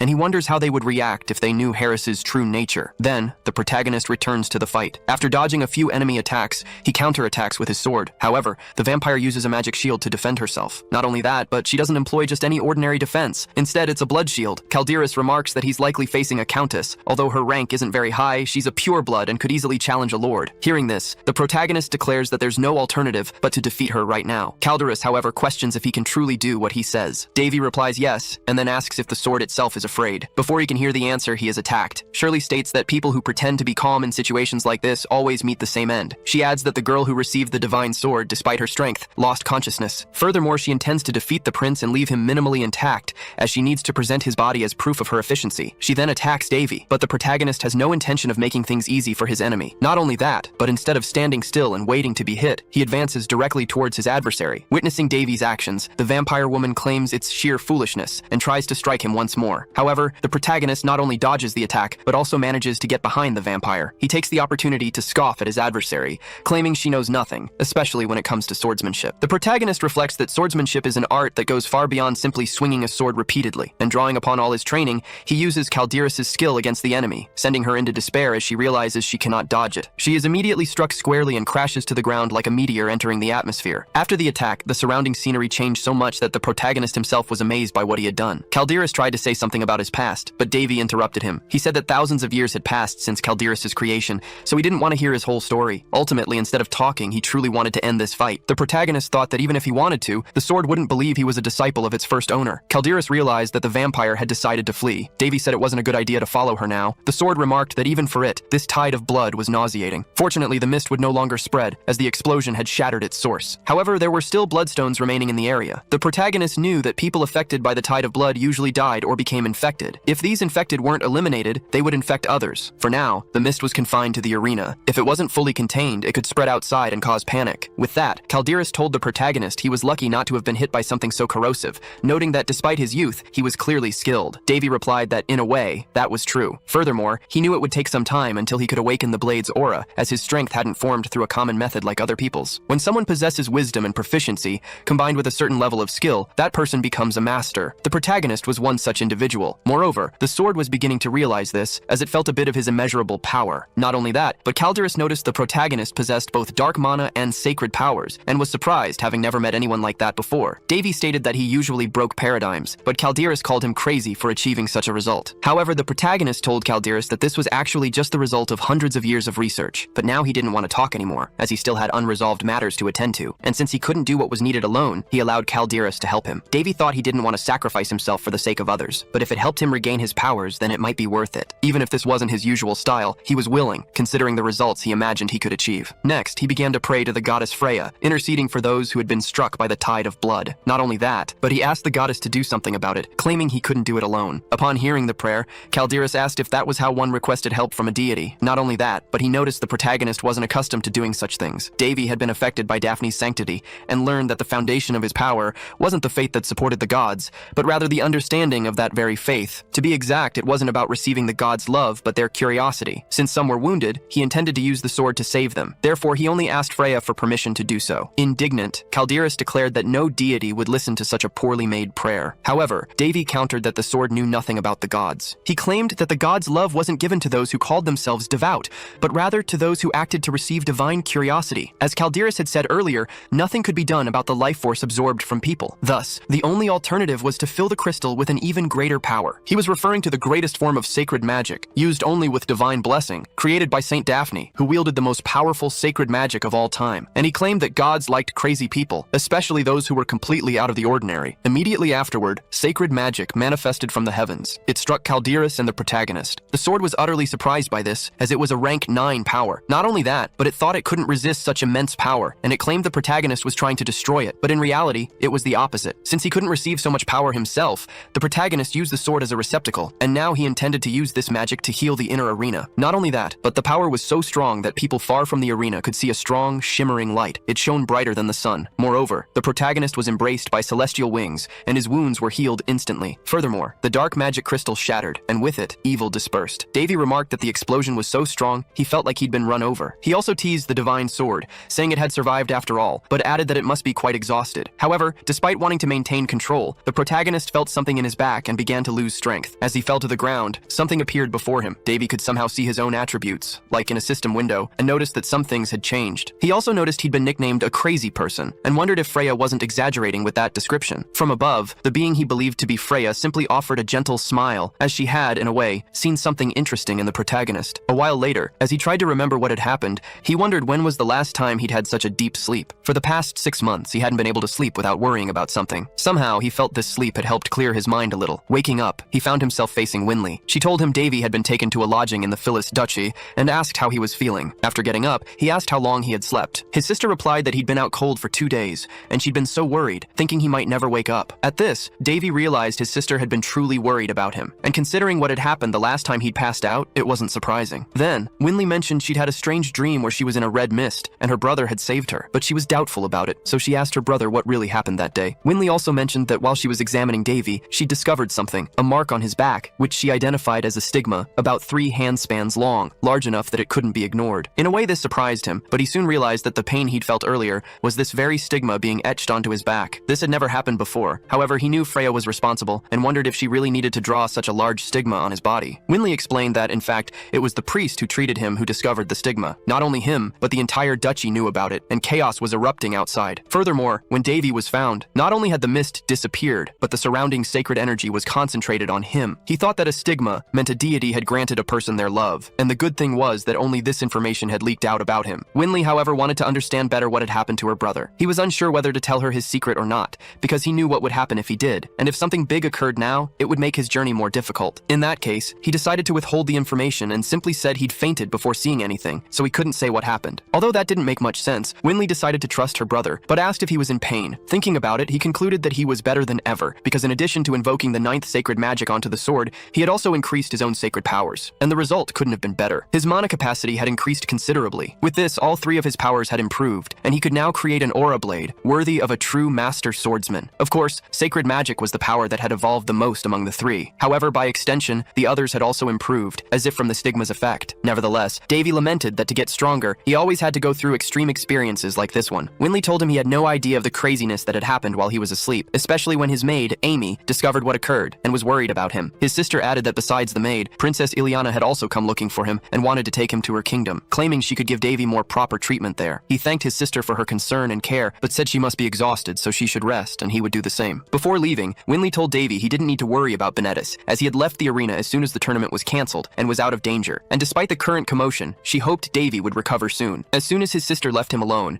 Davey checked the status window that had appeared with his mark again. He noted that it looked like a game, and despite not fully understanding the nature of this system, he concluded that it could only be Freya's doing. He still didn't know if it had appeared because of his prayer or a mere consequence of using divine magic, but he thought it didn't matter much right now. Then, a voice spoke to him. It said he could pretend to put up a barrier over it, but knew he was already accustomed to being able to peek at someone else's status. Immediately, Davey was startled and asked where that came from. He said it was very bold to try to deceive his senses and approach in such a way, but he promised he would find out who was behind it. Immediately afterward, the being whose voice it was manifested itself and told him to look down. The entity said it was embarrassing to think that someone would be able to break her seal, but if that was divine will, she had no reason to go against it. A flashback showed a moment when he discovered the sword god's talent for art. He wondered whose portrait Harisi was painting. After looking for a moment, judging by the horns on its head and the red pupils in its eyes, he concluded that it could only be the portrait of a demon. Not only that, but judging by its appearance, he deduced that this demon appeared to be very strong. Besides, with so many details in the portrait, Davey deduced that Haris knew this demon very well, as that was the only way he could remember so many details. In turn, Haris said that this demon was beautiful. None of the girls in paradise could compare to her in terms of beauty. Her name was Perselk, but all that remained of her now were the memories her father carried. Because when he was still human, he adopted Perselk as his daughter and taught her swordsmanship. But by irony of fate, he had to eliminate his own daughter and sealed her away with the goal of ending a war. Because of this, Perselk von Faran became known as the Demon Queen of the Abyss. Back in the present, upon seeing the Demon Queen of the Abyss, he immediately recognized her. Noticing this, Perselk said his eyes never disappointed her. Seeing him in shock,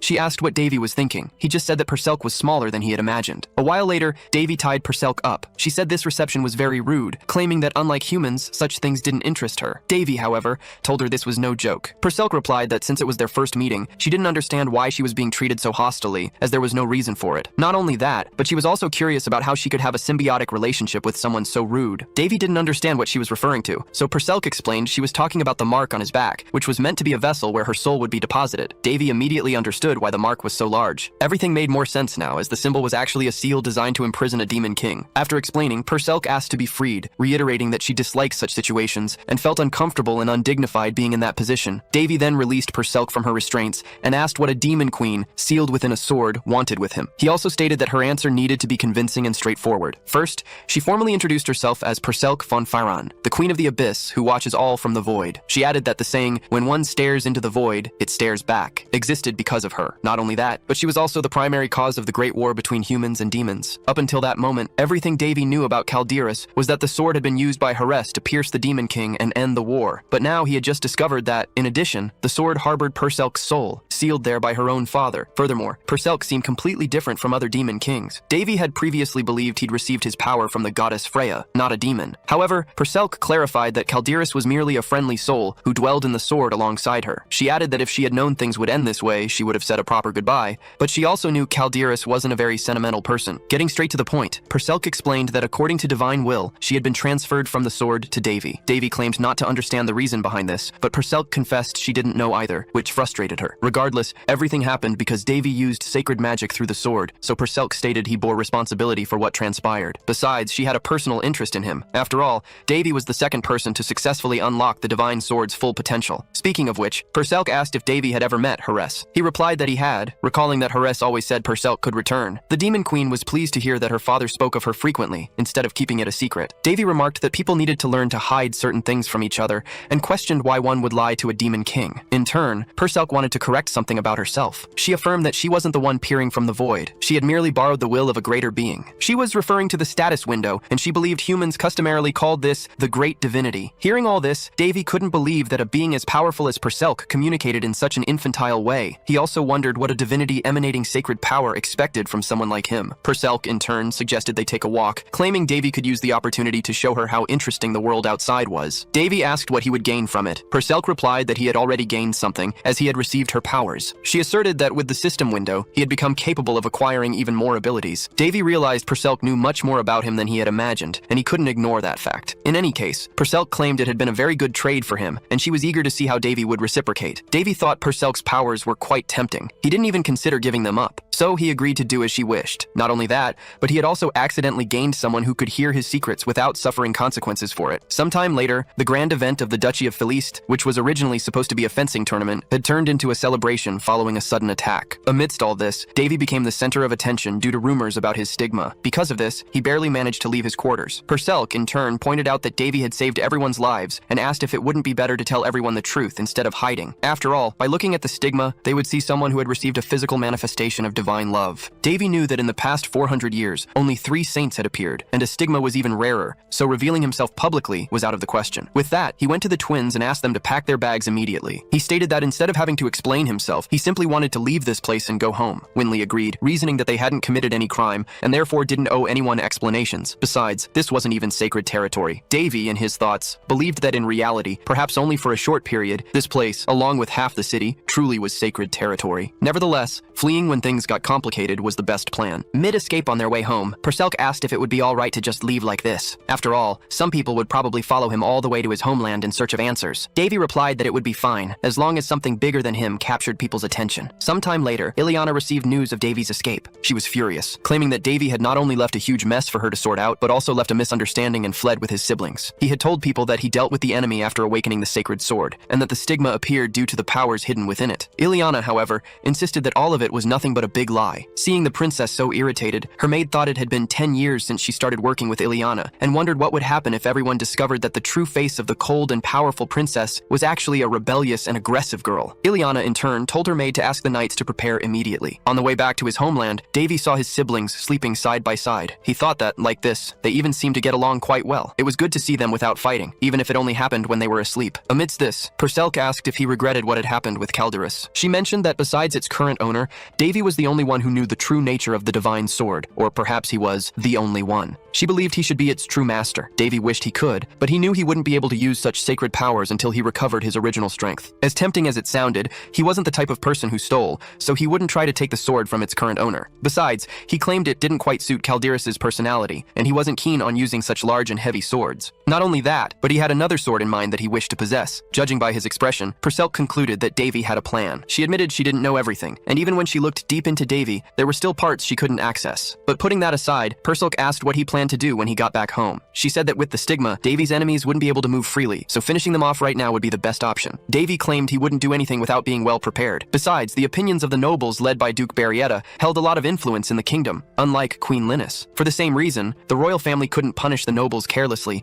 Defeating them one by one would take too long. This situation had only fueled the queen's arrogance. However, Davey had already thought of a solution. After arriving home, everyone was called to speak with the king. Benedis apologized for what had happened, but the king stated that none of it was his fault. In fact, the king blamed the Voltese kingdom for opposing the Union of Nations, and felt relieved that Benedis had returned safe and sound. The king had also heard about the stigma. In turn, Davey explained that despite being unworthy, he had somehow piqued divine curiosity and earned the mark. Unlike the king, the queen didn't like hearing that at all, but she tried to maintain her composure, no matter how difficult it was, even claiming to be happy about the prince's achievement. The king then stated that this matter could not be taken lightly. He ordered a letter to be sent to the Voltese kingdom, reiterating the request for union. He told the twins to go rest after their long journey, but he asked Davey to stay a little longer. In turn, Davey said that nearly half a year had passed since His Majesty last called him for a talk. To be precise, this was the first time they had met properly since he woke from his coma. The king asked if the prince held any grudges because of this. Davey felt he didn't have to lie anymore, but he also didn't think it was right to say everything he felt at that moment. In any case, he understood that his father had looked after him through the chief chamberlain. The king thought that there wasn't a father in the world who wouldn't notice such a drastic change in their child. And although he didn't consider himself a good father, he had noticed Davey's transformation. That's why he agreed to talk with him after such a long time. The last time they had met, little Davey had begged his father to save his mother, asking if he hadn't been informed about her health condition. Davey insisted that his mother wasn't sick, but poisoned. However, his father completely ignored him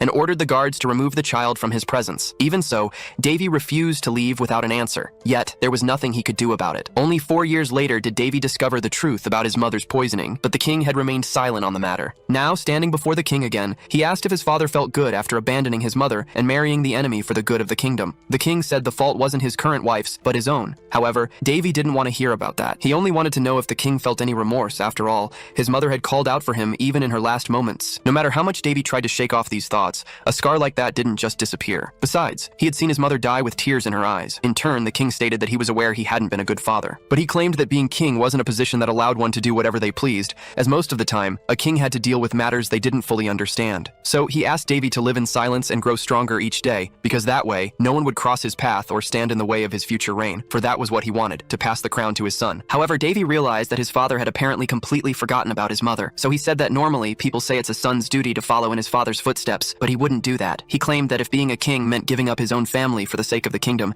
then he didn't want to follow that path. And even though many people coveted the crown, Davey asserted that wasn't his case. Therefore, he stated that the king could pass his crown to someone else. After all, he refused to accept that title, even if he were forced to. After leaving the royal hall, Purcell remarked that Davey could be rude when he wanted to be. He replied that it was necessary, and no matter how much she could see into him, certain things never changed. Besides, Davey said he had been able to realize what he truly wanted. After returning to his quarters, he asked Amy not to let anyone bother him for the rest of the day. Then Davey went to his room's window and prepared to leave on a mission, declaring that it was time to enter the rabbit hole. Sometime later, in the kingdom of Rouen, owned by the Black Moon Guild, it was reported that Shirley had disappeared. Not only that, but the organization's leader stated that some of her subordinates had also gone missing a few days prior. According to the report, they had failed to eliminate the Rouen princes. One of the guild members remarked that there was apparently nothing special about being a Class A intelligence group dispatched by headquarters. The guild master warned him to be careful talking if he wanted to stay alive. However, the man retorted that the missing woman's identity was still uncertain. What's more, he didn't believe some brats could have caused so much trouble. As a true guild member, he would go after the boys and Shirley too. After all, something like this could only be done by a real assassin. The leader's servant asked if it was all right to let this happen. The leader, in turn, said that the man's arrogance would be his downfall, so he let him go. Not only that, but he added that despite being labeled Class A, Shirley was far more powerful than that. Most of the organization didn't know it, but Shirley was a much more dangerous woman than she appeared. However, he couldn't understand how such a woman could fail in an attempt to eliminate defenseless children, only to disappear immediately afterward. He thought he needed to leave, but he wondered why no one was responding to his calls. Just then, the guildmaster realized something was wrong and tried to do something about it. Immediately, however, a blade hovered at his neck, and a voice told him to think twice before moving. Not only that, but the leader realized realized his servant was the first to fall, and he hadn't even noticed. Next, he was forced against his own desk. His captor noticed that the guild leader was an ordinary human, not a vampire. Annoyed, the leader wondered why none of his people had appeared to confront the intruder. Little did he know, the intruder had eliminated everyone else before even entering. The intruder also said that no matter how much he screamed, no one would come to help him. The leader then concluded that if things continued like this, he'd be next. So he tried to talk to the intruder, asking if it was the Ruxo Guild or the Karsha Guild that sent him. Instead of answering, the intruder told the leader that if he wanted to live, he must provide the requested information. Scared, the leader said he'd hand over anything requested in exchange for his life. The intruder then released the man. He then said he didn't need much. He only wanted the list of nobles who were the hands and feet of the Barrietta family, and a list of all the crimes committed by the Duke, who held great influence in this kingdom. He already knew the Duke had a report on everyone he wanted to keep in line, and that those reports were hidden there. The leader tried to flee, but with just a finger, the intruder threatened him, saying he'd only warn him once. At this, the leader concluded he was dealing with a master assassin. The intruder said he was an expert at sensing lies, so trying to deceive him wouldn't be a good idea. Then he asked what the guild leader's next move would be. Sometime later, the intruder appeared with the requested documents. It was Davey himself, disguised. After seeing the list, he concluded there was a lot of information there, but some of it might be false. But there were still other guilds to explore, and he thought he could corner the nobles if he gathered all the reports about them. Perselk said it seemed a bloodbath was coming soon. Davey didn't think that was a bad idea, but he knew he needed to act cautiously. After all, no matter how prestigious a noble is, they'll always have political enemies. Just like his late mother's knight, Marquis Petrice, one of the 3 swordmasters of the Round Kingdom. Upon reading a letter, the Marquis fell into despair and immediately went looking for his butler because he'd discovered something terrifying. With this, Duke Barrietta would become the person who helped cut off his own arms and legs. Davey said tonight's concept was a night visit. Perselk then asked what his main objective was. The protagonist said she already knew the answer. He wanted to protect his family, have food and a place to live, avoid difficult situations and live a long, healthy life. Perselk said it was strange to hear a prince say that, as it was exactly how he lived right now. In that case, the protagonist said she needed to know one thing. He'd be leaving the kingdom soon and going to a small territory he was given as a member of the royal family. There, he'd build his future. What's more, this territory was in the most advanced city on the continent. Revenge was something he'd pursue along the way, but it wasn't his main goal, and he wouldn't let something so small ruin his life. Perselk said that if he were king, he'd make his desire a reality faster, adding that being a king wasn't much different from managing a territory. Davey, however, claimed that managing a smaller territory was much easier than governing a country. Besides, he wanted something simpler. His wish was to have a place he could call home. Back in the royal hall, the queen declared that Prince Davey was the kingdom's pride for possessing a stigma. She then asked why the king hadn't rewarded him for such an achievement. She argued that since the prince had already recovered and even received a territory,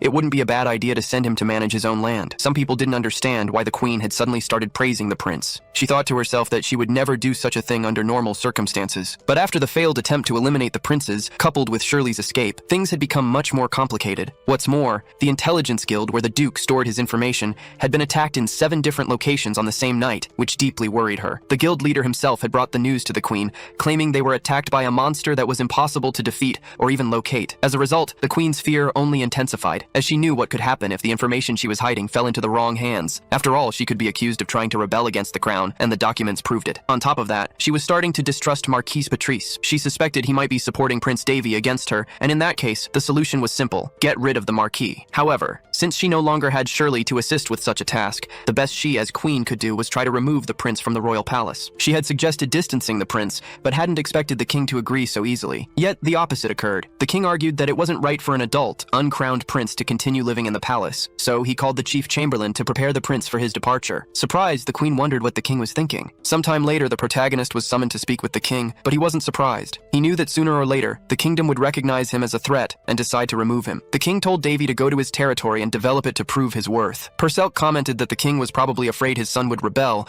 and that's why he decided to send him away. Little did the king know, the prince himself had planned to do exactly that even before this decision was made. Davey thought that the king and queen surely had their own plans. It wasn't his place to stay there any longer, as he also had other things to do. Amidst all this, Perselk remarked that things had become complicated, as many lives could be at risk due to Davey's recent actions. However, he didn't seem worried, believing a complete overhaul was necessary before the next king ascended the throne. There was no way to hand this current reality over to Varys, and it would be a bonus if, in the meantime, he also got the chance to face his enemy. As soon as the protagonist left the meeting, he was surprised by the twins. Desperate, they wanted to know why Davey had to leave and if there was anything they could do to help. Davey told them that this was already his wish, and although he might seem weak compared to others, he now possessed the stigma, so he wouldn't be in danger. With that, he asked the twins to trust him. Winley told Davey to ask for their help whenever he needed it, even for small problems, because she would do everything to assist him. The protagonist explained that even though Hein's territory wasn't the best place in the world, many people still lived there. He promised that once he transformed the place into a pleasant environment, he would invite them to visit. Next, the protagonist went to Amy and asked her to go to the Ministry of Finance and the Department of Territory Administration administration to gather all available documents about Heinz territory. He also mentioned that no one would likely refuse to provide the documents if Amy stated they were for Prince Davey. In turn, Purcell commented that the protagonist seemed to believe he was invincible. She found the situation quite interesting. She also mentioned that her mother loved eccentric things. What's more,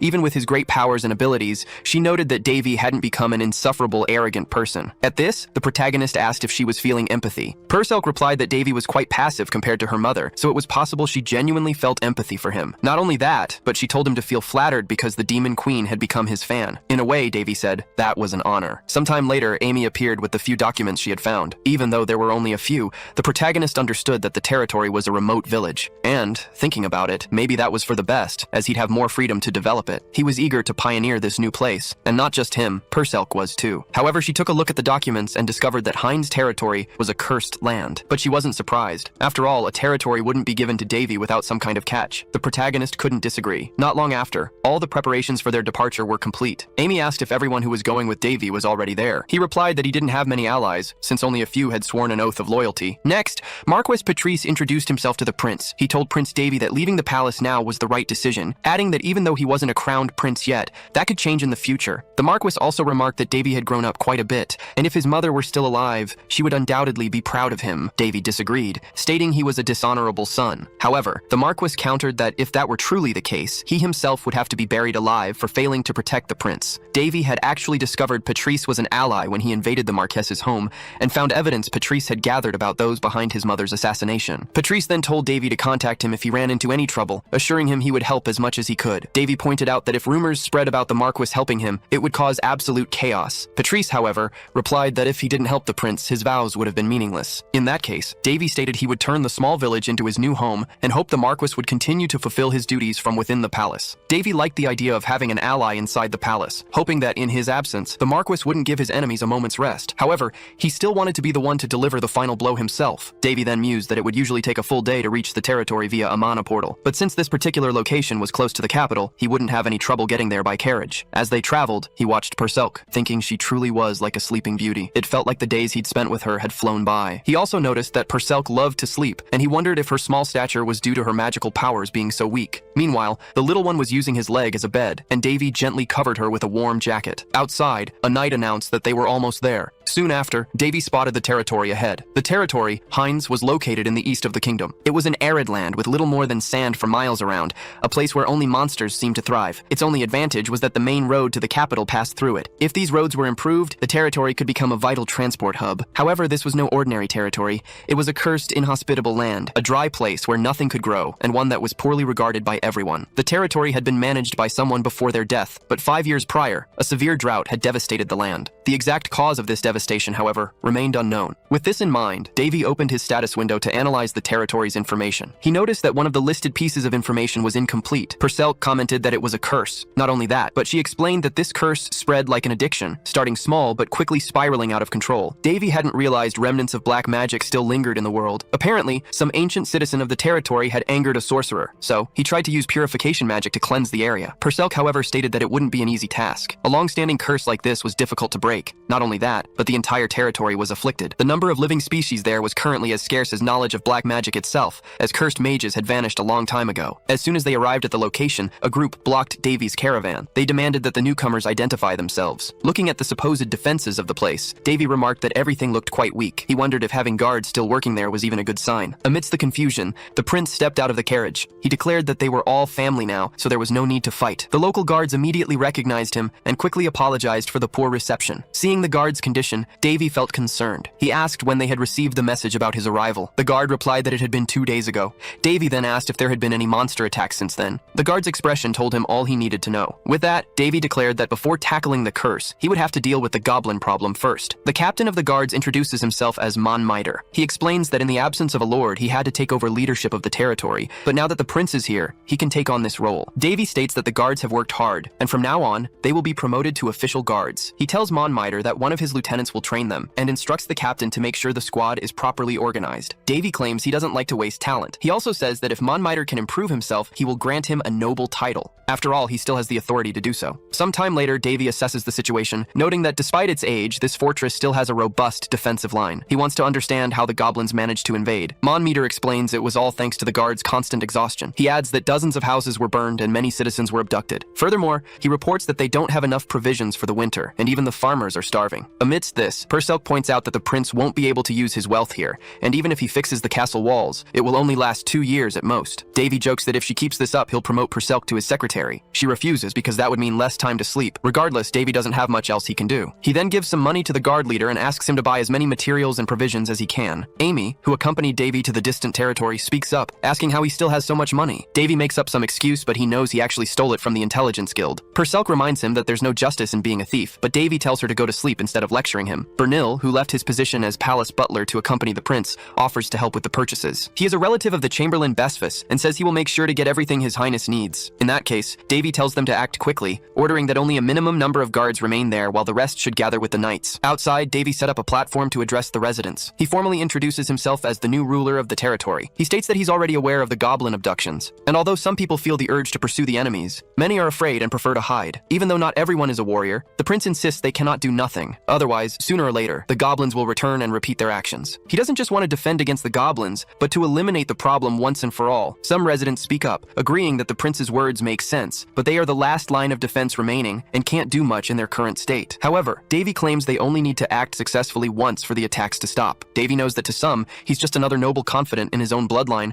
but incapable of doing anything. Yet, he asserts that he is not just a prince, but the lord of Hein's territory, and now everyone here is his family, so he will take care of them. After all, he's not the type of person who lets his family die. He knows that mere words won't convince everyone, but he claims to possess a stigma sent by the gods, which might increase his credibility. But if it's still hard to believe his words, he asks people to take it as an order, and he declares that no one will die without his permission. Sometime later, Davey enters the demon forest accompanied by a group. However, Perselk says that taking these unprepared and exhausted men to hunt goblins is a terrible idea. Davey, however, points out that they have 150 men, which should be enough. Even so, Perselk says that being overconfident might not always help him. Besides, numbers can always change. Davey claims to have everything under control, prompting Perselk to remark that making it seem like he's always right is the characteristic she admires most about him. Next, the guard leader says that as soon as they cross this mountain, they'll find the place where the goblins are gathered. Davey comes across the location and realizes it's an abandoned village. However, he doesn't know how orcs and goblins could live in a place like this. Manhwa explains that it's a ghost village, currently serving as a goblin encampment. One of the young men is seething with rage because the goblins killed his friend. Davey approaches him and says he understands his feelings. He then tells them to use that anger to fight bravely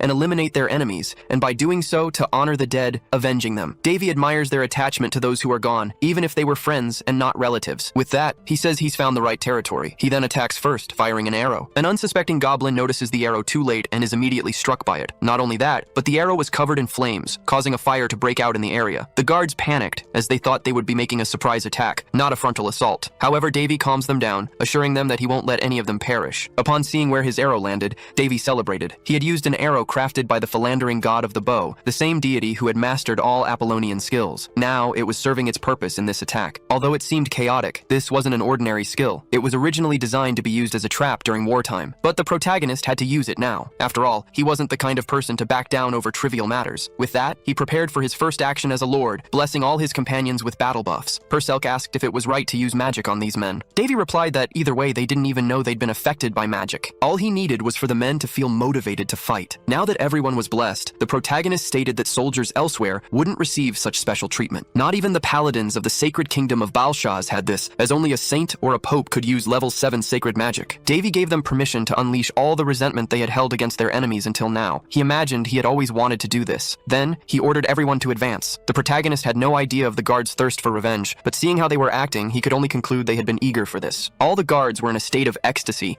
and the goblins, who usually terrorized humans, were now feeling that very same fear firsthand. It didn't take long for them to be cut down. The guards, who had previously lacked confidence, now realized they were capable of fighting. Davey noticed that in a short time, the battle had actually turned into a goblin massacre. He let the guards vent their rage while he stayed on the sidelines, acting as support. Soon he healed those who had been wounded. He also reminded them that he hadn't authorized any deaths, so they needed to be careful because they weren't invincible. However, he added that anyone who got hurt would be healed, so they didn't need to hold back. Seeing such a vast disadvantage on the enemy's side, the protagonist almost felt pity for the goblins. Regardless, it didn't take long for the guards to finish them all off. Not only that, that, but they also thanked their new lord. However, the protagonist wasn't used to such praise and felt quite awkward, so he told them it was too early to celebrate, as there were still people to rescue and he needed to find them. As he walked, the protagonist reflected that his intention had only been to eliminate the guard's fear, but this had resulted in an unexpected effect. Now, everyone admired him perhaps a bit too much. The next day, before the subjugation, the guard seemed prepared for a holy war, even though they were only going to eliminate goblins. However, their lord only called 10 people to help with the mission, leaving some disappointed as they had also wanted to participate. The guard leader remarked that their lord was just a boy who had recently turned 16, and he probably thought Davey was simply enthusiastic about his first victory. He believed it wouldn't be long before Davey understood how things truly worked around there. Soon after, the young guard was surprised. He saw their lord returning safe and sound with the rest of the group. Both he and the other guard were left dumbfounded. After all, they realized that with just a few people, the lord had managed to subdue the remaining goblins in a short amount of time. The protagonist sensed that some people might think the guards who accompanied him had been hypnotized or something similar, but he just wanted to make sure everyone returned safely. Perselk warned that if this continued, they might end up developing a pseudo-religion or something similar. However, Davey stated that there were still some goblins left, so he would have to continue with the expeditions. While he took some with him, others would stay behind and prepare for winter. He thought everything would return to normal in a few days, and the excited guards would calm down. At least that's what the protagonist believed at the time. After that, rumors spread far and wide, and he gained the reputation of a saint among the people. Not only that, but some guards even started escorting the lord as if they were priests of a religious leader. Thus, this became the first time the protagonist regretted something since waking from his coma. Anyway, the protagonist earned the people's trust, unlike many others, and that's important to him. According to Astria, the king who conquered the Palladian Empire on the continent of Bord, and also the man who taught Davey how to use a spear, even when governing a small territory, a ruler deals with people, not cattle. Therefore, people need to willingly follow their leader. Even though Davey didn't learn much about politics from Astrea, he sympathized with his words. While he was going through the territory's documents, Perselk appeared and asked how things were going. The protagonist mentioned that some of the information was ambiguous. Perselk then noted that if he could break the curse, he might be able to turn the territory into something decent within 5 years, but it would take another 20 years to really improve the place. After all, simply breaking the curse affecting the land wouldn't make it instantly return to normal. Perselk said she had a clear opinion on the matter. She explained that the territory lacked an underground river system, which severely limited its resources. Not only that, but due to scarce harvests, there was no more livestock, so eating meat was out of the question. The coins he had managed to acquire might be a temporary solution, but the local lack of funds was a serious problem that needed addressing. Davey pointed out that the territory had no way to profit, meaning there was no way to earn money. However, he believed there were other ways to solve this financial issue. He noted that a large number of young adults lived in the region. He suggested they could be put to hunting monsters, turning that into a form of income. The second option was to create a special crop, but that would require treating the land first. And then there was the option of bartering, though they'd essentially be trading diamonds for grain. Perselk countered that this solution required other territories to negotiate with, and currently, they had no options, let alone products to trade. Davey, however, wanted to analyze the territory himself to be sure, convinced he would find something. He was willing to use whatever was available, no matter what it was. As he searched, he recalled that his dream was to own his own building. Right now, though, he only owned a pigsty. Yet, he remembered these lands were once fertile. The previous owners abandoned them, and then a lord took possession. Davey knew that somewhere there was a mage's hideout, and that mage was responsible for the curse. He wanted to find them to undo what had been done. However, he hadn't yet replenished his divine power, so it would be difficult to undo such a powerful curse without his full abilities, especially since he lacked power reserves. He even considered asking to borrow Calderis again, imagining he could convince the princess with some random excuse. Perselk, however, didn't recommend he try that. In that case, Davey stated there was only one alternative left. He then said there was something right here, practically begging to be used. He then placed his hands on the ground and performed a curse rearrangement. Perselk said she had never seen magic like that before. The protagonist mused that the creator of this magic must be from another continent, which is why his friend didn't recognize it. This magic was also known as the magical programming language, highly programmable since it was created with countless forms and patterns of mana. For the same reason, dark mages needed various artifacts, or a long time for incantations. Perselk then understood that this magic could be used to locate the mage who created the curse. The protagonist confirmed this and immediately began deciphering the codes. Meanwhile, Perselk commented that she had to deduce the information herself, as Davey didn't share all the details he knew. Then she noticed something. Davey said that it wasn't exactly a curse. Instead, it was a self-sustaining greenhouse created by a mage. Next, he headed to the eastern section of the Heinz territory, as he was curious why the territory's border was so well defined. He ended up discovering 7 possible locations where the mage could be, all situated on the territory's borders. Moreover, the dome covered only Heinz territory. It was as if it had been designed to regulate everything related to the territory's climate and geology. Perselk realized that the curse had purposefully dried out the soil and created a lack of rain. The protagonist confirmed this, adding that so far his technique had only managed to locate one of the curse's effects. He still didn't know why it was created, but he did know that the creator's intentions were to turn Heinz into a desolate territory. So, he wondered, what would happen if he removed the curse? Davey imagined that with the right configuration, he could even turn this vast desert into a tourist resort. Following his clues, he arrived at some ruins. He was surprised to find such such a place amidst raw rocks, but judging by the architecture, he didn't think the construction predated the Great War. Perhaps the Dark Mages weren't even aware of this place's existence, but apparently, the curse hadn't activated out of nowhere. Besides, the place was eerily quiet. Then a golem appeared, and Perselk remarked that he had spoken too soon. Perselk stated that this wasn't a common golem. It seemed to be using a magic stone as its energy source. What's more, they could possess special abilities. However, the protagonist could only think of one thing. He was attacked but managed to dodge. Not only that, but he ended up on top of the golem. As he tried to grab the enemy's gem, he muttered, "This smells like money." He celebrated upon grabbing the precious stone, claiming it was his lucky day. Meanwhile, on the city walls, some guards were enjoying the peaceful atmosphere while the Lord explored outside. The truth was, no one had expected Davey to be so helpful. Currently, no noble dared to visit such an inhospitable territory. What's more, the people who managed to leave and reach other cities were often treated poorly by everyone else. The only thing the kingdom had done for this territory was to stop collecting taxes, since the inhabitants barely had enough to eat, let alone pay tribute. And amidst all this, a young man was sent here. Some people whispered that Davey was only sent here because he'd been demoted in a power struggle, which made some of them distrust him. However, there wasn't much they could do about it. After all, Davey was the only one willing to help. Besides, before his arrival, they were facing the biggest wave of goblin attacks yet. If it hadn't been for his help, they wouldn't have lasted much longer. Before that, goblins had managed to breach the fort's defenses and even abducted some people. The guards, who could barely protect the place, weren't able to rescue the missing people. In the midst of this chaotic situation, the prince and new lord appeared, raising doubts about his approach. Some thought he would punish the head guard for doing a poor job,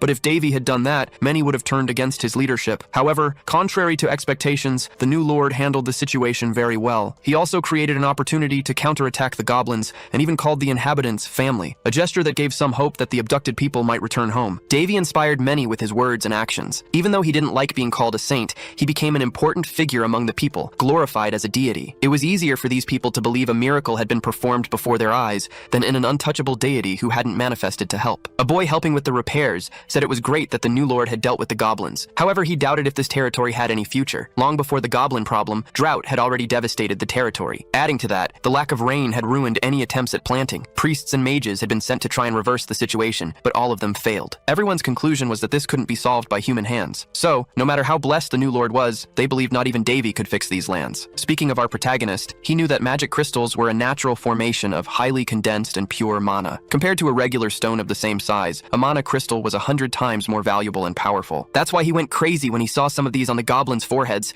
and he didn't hesitate to try and get those crystals. Even though he said the task wasn't easy, Perselk disagreed, having seen him deal with the goblins effortlessly. Davey thought the only known fact about mana crystals was that they could be found in ancient ruins, and only in small quantities. This only increased their market value. Despite that, the protagonist wondered how long the money generated by these items would last. Moreover, Perselk said he couldn't just show these items to any buyer, as that would raise suspicions. Anyway, the protagonist continued his path until he found a crystal much larger than the others. Not only that, but he realized this could be the energy source of the curse. With this, he understood Perselk was right, as many had started wars to obtain a crystal as large and valuable as this one. Besides, the crystal was full of pure mana. Davey imagined that if he could use it, he'd be able to freely cast ninth circle spells. So he decided to try, but he noticed that, unlike its external appearance, Davey thought the code's structure was overly exaggerated, just to cause a drought in the territory. He suspected there was something hidden within it. Even though it was difficult to manipulate, he wanted to try and find out. And amidst his search, he ended up finding some energy cores which were hidden within the source code. Seeing the change in the magic's behavior, Perselk asked what Davey had done. He replied that to start, he had spread a bit of water in the area, but there was a catch. With so much water already stored in the clouds, everything accumulated would fall as a single massive downpour. It would be a huge storm. Far away, a discussion was taking place. Some nobles were talking about Marquis Patrice, and they believed that if he continued to act independently, it wouldn't be long before the aristocracy disintegrated. So, they tried to find a solution to prevent any of the evidence from being used against them. For the conspirators,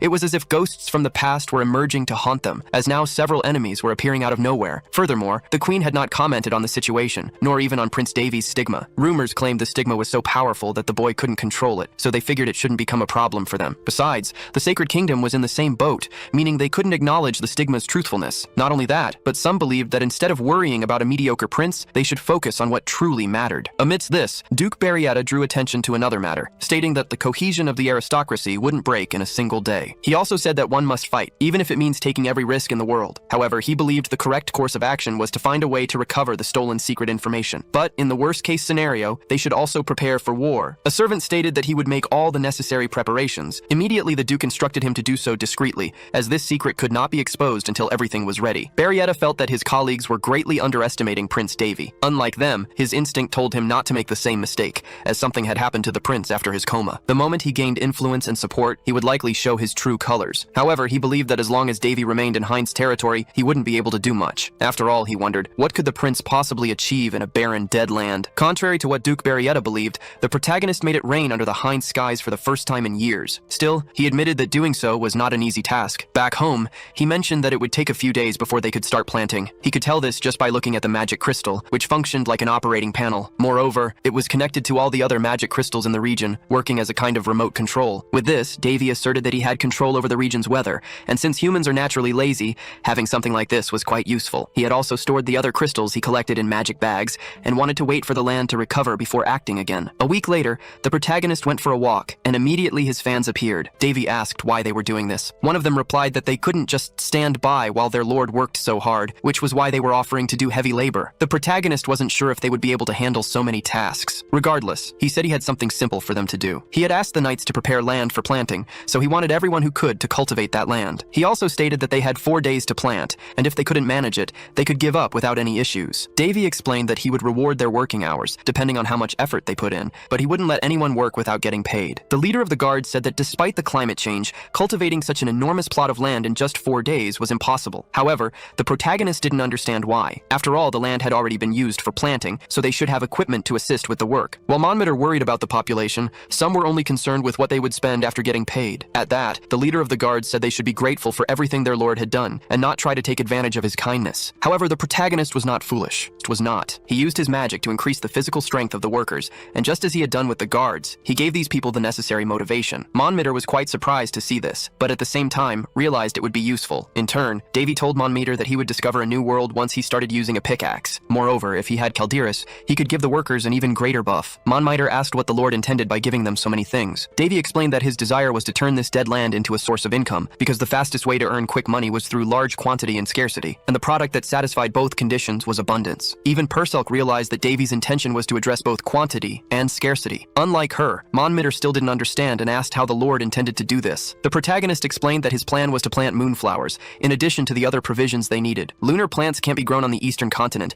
because the weather conditions are always changing and difficult. Plus, it's super expensive to import lunar flowers from the west, as they're used by mage towers and alchemists to create potions for the temple. They're not just expensive, they're scarce, leading to huge competition for them. Knowing this, Monmouth says they can't grow these plants there. However, the protagonist, Davey, knows he literally has control over the local climate in the palm of his hand. He says all he needs to do now is visit the vegetarians living in the forest. Obviously, he's talking about the elves. Sometime later, in the land of the elves, Yuria Helishan, the chief of the forest elves, says the spirits warned her about a visitor. Her master Medes appears and apologizes for arriving unannounced. Yuria, however, assures him he's always welcome. She mentions she recently got some excellent tea leaves. While drinking the tea Yuria serves, Medes says he had a dream recently. She then asks what dream brought him all the way here. Her master pauses for a moment before answering. He then reveals that his dream showed a curse had fallen upon this forest. Yuria recalls her master always saying that the work of spirits comes from nature, so something like this is both expected and natural. But her master insists the forest is drying up. He also tells Yuria that this isn't her true home, and asks her to return, wanting to take her to their hometown, to the embrace of the divine tree. Yuria, however, declares this is her home now. She has no intention of going back to the place her master calls home. She suggests her master can take the other elves living there so they don't suffer from the curse. Medes doesn't want to take everyone and leave Yuria behind,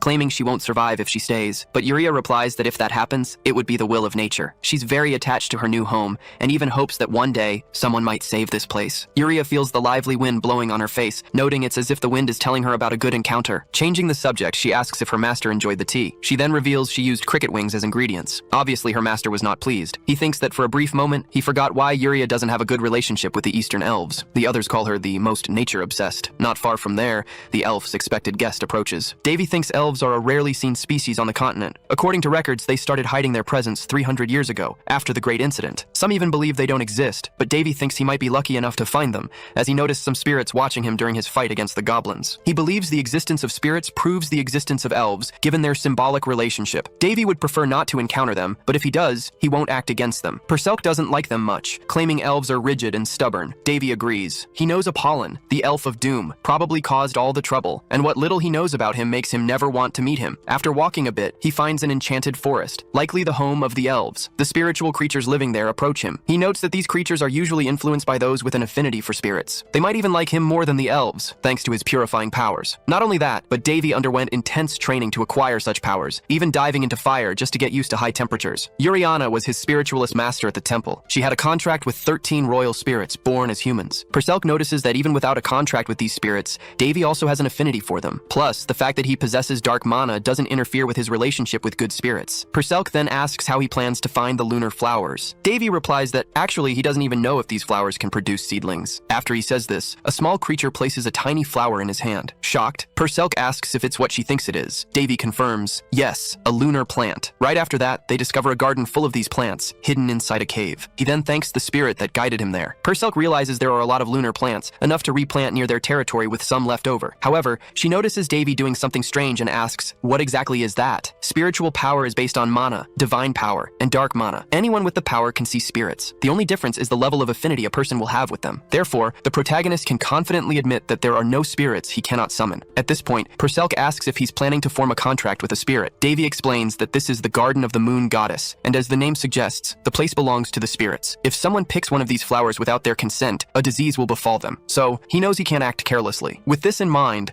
the protagonist tries to communicate with the spirit residing there in a different language. Immediately, the nature spirit manifests and is astonished that he knows how to speak the language of spirits. As a result, they manage to establish communication. The protagonist tells Perselk that the spirits have authorized the harvesting of the flowers, so he wants to do it before the elves discover it. Perselk didn't quite understand what just happened. However, Davey says it's better to avoid troublesome situations. After all, their mission is to collect the plants, not waste time chatting. Speaking of the elves, Yuria thinks that reaching the spirit garden and receiving a spirit's will is truly astonishing. She also thinks that the visitor received the spirit's consent just by communicating, without any prior preparation. And on top of that, he's just a human boy. Yuria never imagined that a human would come to know the Garden of Lunar Flowers, much less receive its authorization. Now she wonders whether or not she should tell her master about this. Her master asks Yuria what's wrong. She, in turn, says she just wants to know why he hasn't drunk his tea. After all, she prepared it specially for her master. She found a dead cricket, let the ingredients dry for a week, and then boiled them. However, even with all that work, her master ignored her sincerity. But she says if he didn't like it, he can try other things, as she recently created a new menu. Medes thanks her but refuses, thinking that Yuria's eating habits are problematic. Yuria, in turn, says that a human who can converse with spirits just entered the flower garden and awoke a great being from its deep slumber. Her master is astonished by this information. However, he notices that she isn't joking and says it's been a long time since a dragon disappeared, and they are now just legends of the past. Despite this, he finds it more probable for a dragon to still exist than for a human to be able to speak with spirits. Med says that among humans, there are those who possess some eccentricities. However, there has never been anyone capable of communicating with spirits. Besides, he believes that only elves have the necessary connection with spirits to carry out such communications. However, Yuria says she will have to leave the village for a while. After all, this is what she had been waiting for. Someone who can save the village from the curse. Back to the protagonist. He wants to know why the work that should have been done in only 4 days was completed in half a day. His ally says that all the workers are enamored with the Lord and want to repay the kindness he has shown. Davey can't complain. After all, this was the result he was looking for, but he knows that in the long run, this won't work. The production of lunar buds began in earnest, and using the watchmen, they started the plantations, but suspicious voices began to be heard throughout the territory. This raises a question for the protagonist. If the plants will really grow in his territory after all, he knows that lunar buds take up to 5 months to grow. It's also necessary to have the power of spirits for the flower to bloom. However, he only wants to sell the leaves and not the whole plants. Monmater tells the Lord that they don't have the necessary skills to cultivate lunar plants,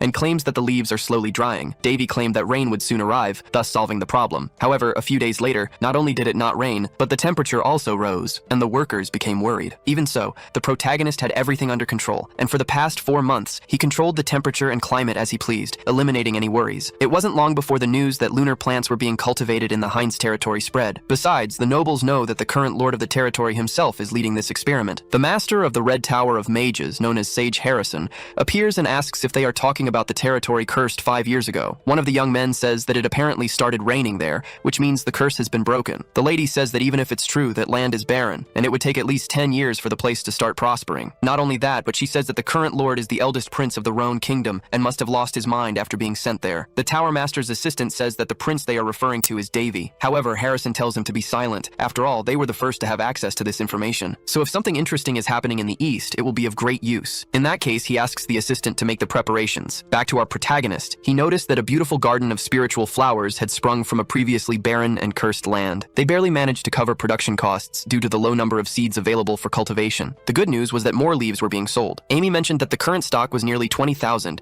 with another 10,000 still ready for harvest. Davey knew the current price was 4 leaves for 100 gold coins. 10,000 leaves would amount to 250,000 common coins, or 5,000 platinum coins. To put that into perspective, a normal family could live for 2 weeks on just 1 gold coin, and 5 gold coins would last an entire month with some left over. Unlike the spiritual stones, he put the leaves up for sale publicly, as a business. Davey also intentionally spread rumors, leading many to believe he was just an idiot, which meant they they weren't interested in interfering with his operations. Purcell warned that this tactic wouldn't work twice, so Davey responded that they needed to make the most of it now. Not only that, but he believed everything else was ready too, to draw the attention of the entire continent to his product. After all, lunar leaves appeared for sale only a maximum of twice a month, and even then, the large quantities weren't enough to meet the demand of 2 continents. These leaves were the primary ingredient for magic and alchemy catalysts, and also crucial for creating church potions, so knowing that such plant leaves were available for sale nearby should have been great news. However, along with a large shipment, the protagonist spread another rumor. Soon, word began to spread that the Lord attempting to grow the leaf business had fallen ill and was bedridden. Davey did this, believing it to be a necessary evil. It wasn't uncommon for an expensive product whose price was high due to scarcity to see a sharp price drop with an increase in supply. Therefore, if he were to distribute them without any reservations, the price of the leaves would obviously plummet. To maintain high prices, he wanted to create an artificial shortage, allowing him to charge whatever he wished when he resumed sales. Amidst all this, a crowd gathered before the protagonist's gate. He realized that within a few days of the rumor circulating, the region had descended into chaos. All the merchant groups, organizations, and even priests had come there, demanding answers. Amy reported that she had informed everyone the Lord was bedridden, yet they insisted on seeing the products. At this point, Davey realized he would have to do something about it. Meeting with his staff, he asked Manhwa about the security of the territory. His allies said they were doing their best, but claimed they needed more people working at the security posts. After all, it was difficult to handle so many visitors at once. In response, the protagonist ordered that anyone appearing suspicious should be expelled. He knew he had the advantage in this situation and had no need to be lenient with all the visitors, yet he still needed to maintain good relations with everyone. After this, he inquired about the inns, and his ally replied that they were all full. Even some empty houses had been utilized,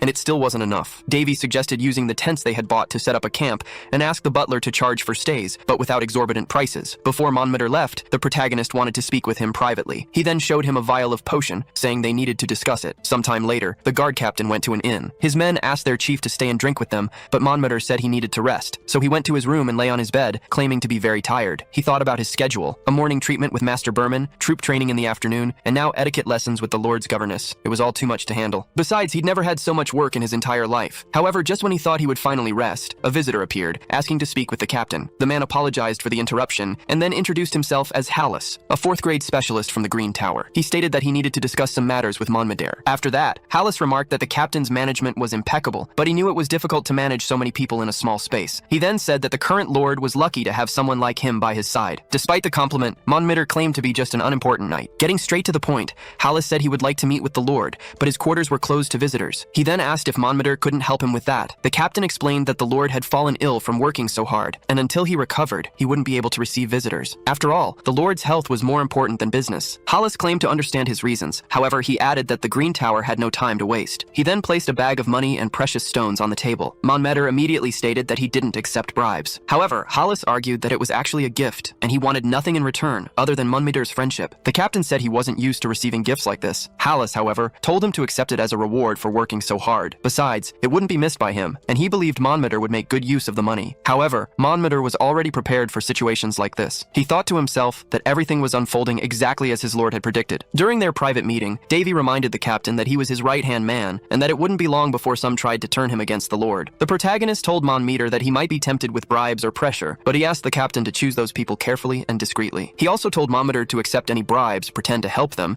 and then reveal to the lord who these individuals were, the ones trying to turn his captain against him. Not only that, but he asked Manhwa to pretend to help them and show them a particular item. Davey explained that it was a magically treated potion, priced at 100 gold per vial. He didn't want Manhwa to sell it, but rather to get the subordinates talking, spreading the word among everyone else. After all, his goal was to maximize the value of his product, and this item would help keep the stock in the region for as long as possible. Back in the present, Manhwa presented the item to Hallis, explaining it was a raw material that had been manufactured and would soon be commercialized. Upon seeing the potion, Hallis declared it was definitely a top-tier item. He'd never seen anything of such quality before, meaning he wouldn't find anything like it anywhere else on the continent. He then thought to himself that he needed to have priority on it, no matter the price. Manhwa noticed Hallis was impressed just by looking at the item and asserted that his lord had worked hard to produce it. What's more, all products not meeting quality standards are discarded and used as fertilizer, and they have another 10,000 of these ready for sale. Hallis understood that from 20,000 grams, they had produced only 10,000, meaning half was discarded. He thought that for a 17-year-old lord, that was a bold decision, and in this case, he couldn't let the opportunity slip by. Manhwa then mentioned that the lord intended to auction off the current stock and continue production afterward. Hearing this, Hallis assumed there would be some priority for buyers as well, but Manhwa claimed not to know any more details. Hallis said he knew enough, and promised that the Green Tower would reward Manhwa for this. With that, he took his leave and departed from the captain's quarters. Manhwa was then surprised that the lord's plan had worked out so well. The next day, he went to the lord to recount recount what had happened. The protagonist explained that certain actions were easy to predict, and that this wasn't a place free from the clutches of greed. All he had done was display attractive products to entice rich clients. Monmetter then revealed that besides the Green Tower, he had also received bribes from representatives of other regions. Davey told him to keep the money and didn't care how his captain would spend it, as he had earned it. Besides, the protagonist already made most of the profits from the leaf production, so he didn't mind leaving Monmetter with that money. After all, he wanted to keep him close. Purcell asked if the protagonist was sure he would be fine standing up to the other larger groups. He replied yes,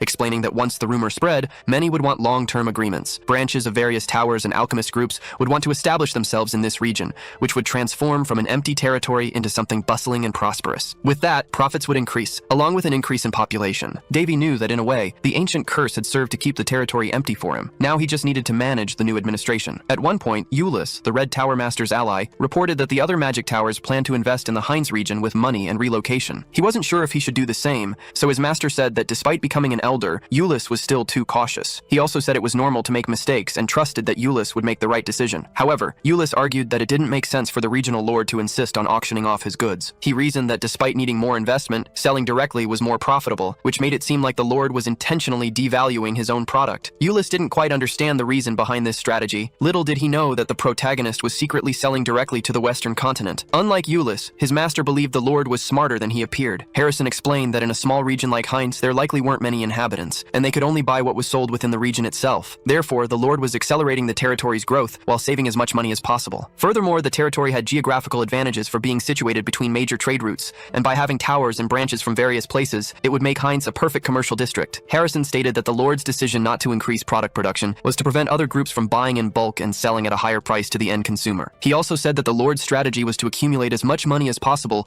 in a short amount of time and plan for the future. He was acting as if he had nothing to lose, even if risks existed, which meant the leaf production was just the beginning. Harrison added that the lord had much more to offer, and he probably wasn't the only one who had noticed this. Even if the lord was bluffing, he would still come out ahead. In that case, Euless said he knew what kind of relationship he wanted to have with the lord, and concluded that he needed a meeting with him as soon as possible. His master said that he also wished to speak with the boy, so he asked his disciple to arrange a meeting. As soon as his conversation with Euless ended, the sage remembered being asked if it was possible for a young man who barely emitted a mana trace to kill a high-level vampire with just a single attack. Ileana had harbored this doubt since her last encounter with the protagonist and had turned to Harrison for his wisdom. What's more, Davey had also used his borrowed sword without even having a contract with Caldiris, further increasing the doubts about him. Reflecting further on the question, Harrison thought it was possible, provided this individual was a disciple of the sword god, or even the sword god himself. Adding this to all the other information he had about Prince Davey, the great sage concluded that everything was slowly falling into place. Sometime later, various requests for housing in the Heinz territory began to accumulate, as did land purchases near the village. Some even started fighting over the properties. Desperate, Amy asked what she should do to resolve these disputes. Davey told her to put the territories up for auction. Whoever paid the most would get the property. However, the butler asked what the starting bid should be. The protagonist said to start with the highest possible value, as he had always heard that those who were truly rich owned large estates. Furthermore, he imagined that a true state was a business where profits needed to be maximized. Before leaving,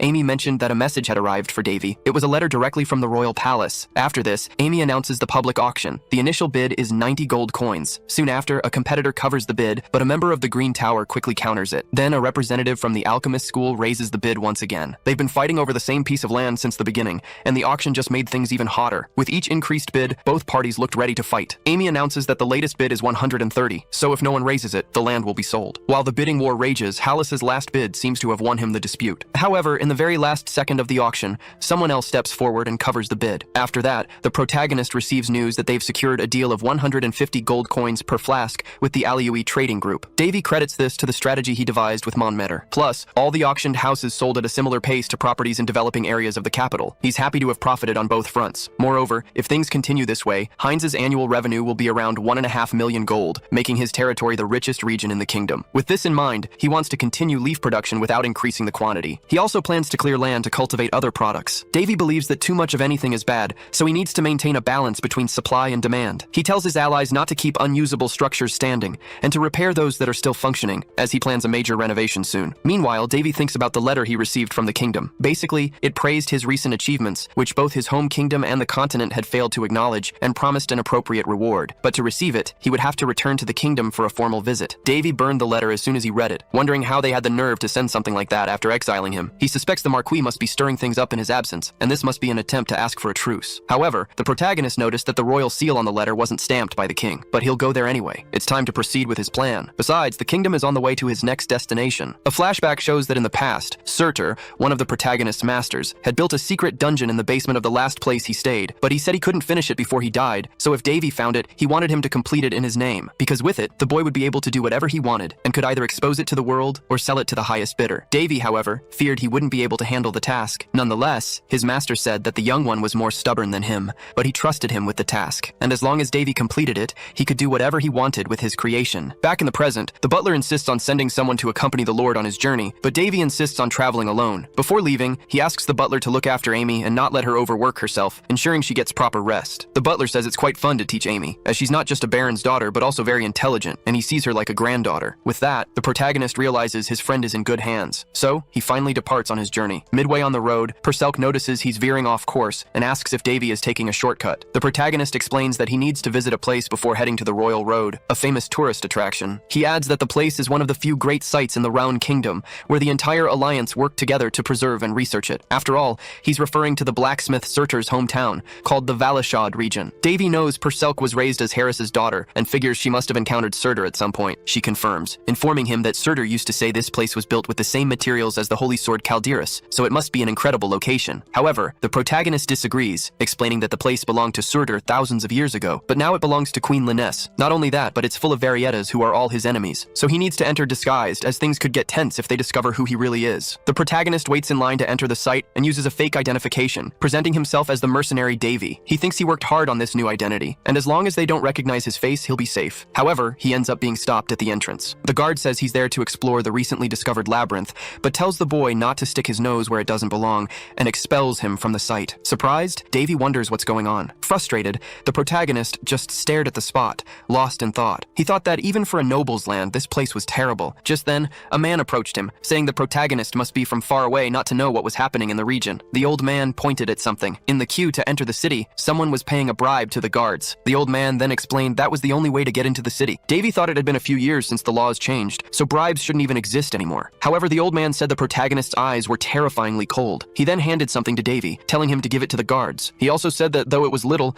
it was enough for Davey to get in, and advised the young man to avoid unnecessary trouble. The old man said Davey resembled his grandson, which was why he was helping him. Davey thanked the kind man for his generosity and gave him a few coins in return. After all, he realized it wasn't money the guards were truly after. Next, the protagonist approached the guard again. He then stated that collecting money from people was illegal, unless it was a processing fee for large-scale purchases. The guard scoffed, calling the protagonist just a naive kid, and asked what he planned to do about it. In turn, Davey said this was their last chance to redeem themselves and avoid punishment under national law. Therefore, he told them to return all the money they had received so far and confess their crimes. While the guards laughed at the situation, even the protagonist felt a bit embarrassed, but he knew this was just standard procedure. At that moment, the chief of the guards pointed a sword at him. He said no one would care if they killed the boy right there, so he told Davey not to meddle in their affairs. Davey, however, asked if the guard didn't mind being an outlaw. The guard replied that he and his group were the law. Besides, they were following the orders of Duke Varietta. Just as he was about to attack, the old man from earlier interrupted the guard, claiming the protagonist was just a boy and didn't deserve to be punished. Annoyed, the guard, instead of attacking Davey, aimed at the old man who had interrupted him, but the protagonist intervened and disarmed the guard. Not only that, but he said attacking defenseless elders was an act even more cowardly than accepting a bribe. Furthermore, threatening a citizen of the kingdom was the same as stealing from the nation itself. Davey then took hold of the guard's sword and declared that he needed to be punished appropriately for his crimes. After dealing with the guard, he announced that the same punishment would be applied to everyone involved in the scheme. He then told the others not to complicate things further and to inform their chief about what had happened. However, instead of complying, the other guards surrounded the protagonist. Davey then stated that they had chosen the most difficult way to deal with the situation. He also said their actions were enough to have 3 entire generations of their families penalized. But since the guards didn't back down, the protagonist didn't stand idly by and attacked. However, he still gave the guards a chance. He told them to call their chief to that spot before the worst happened. Immediately afterwards, someone appeared at the scene, asking what all the commotion was about. Davey threw an identification pendant in the man's direction and told him to think carefully before taking his next step. Immediately, Viscount Garetta knelt before the prince, having recognized his identification from the pendant. Not only that, but he pleaded for forgiveness, claiming his actions were due to a lack of activity in the region. Davey stated that this region was home to the 1000-day and 1000-night market, and was also considered a treasure by the entire alliance, so he didn't believe that claim. The Viscount claimed that was unfair, since the prince hadn't announced an investigation of the area. Therefore, it was an abuse of power. In that case, Davey asked if the one in charge of the place wanted him to show an authorization. Annoyed, the Viscount said yes, claiming that Duke Varietta would never let something like this slide. Davey realized the Viscount wanted to make things difficult. He supposed that, being the largest state in the region,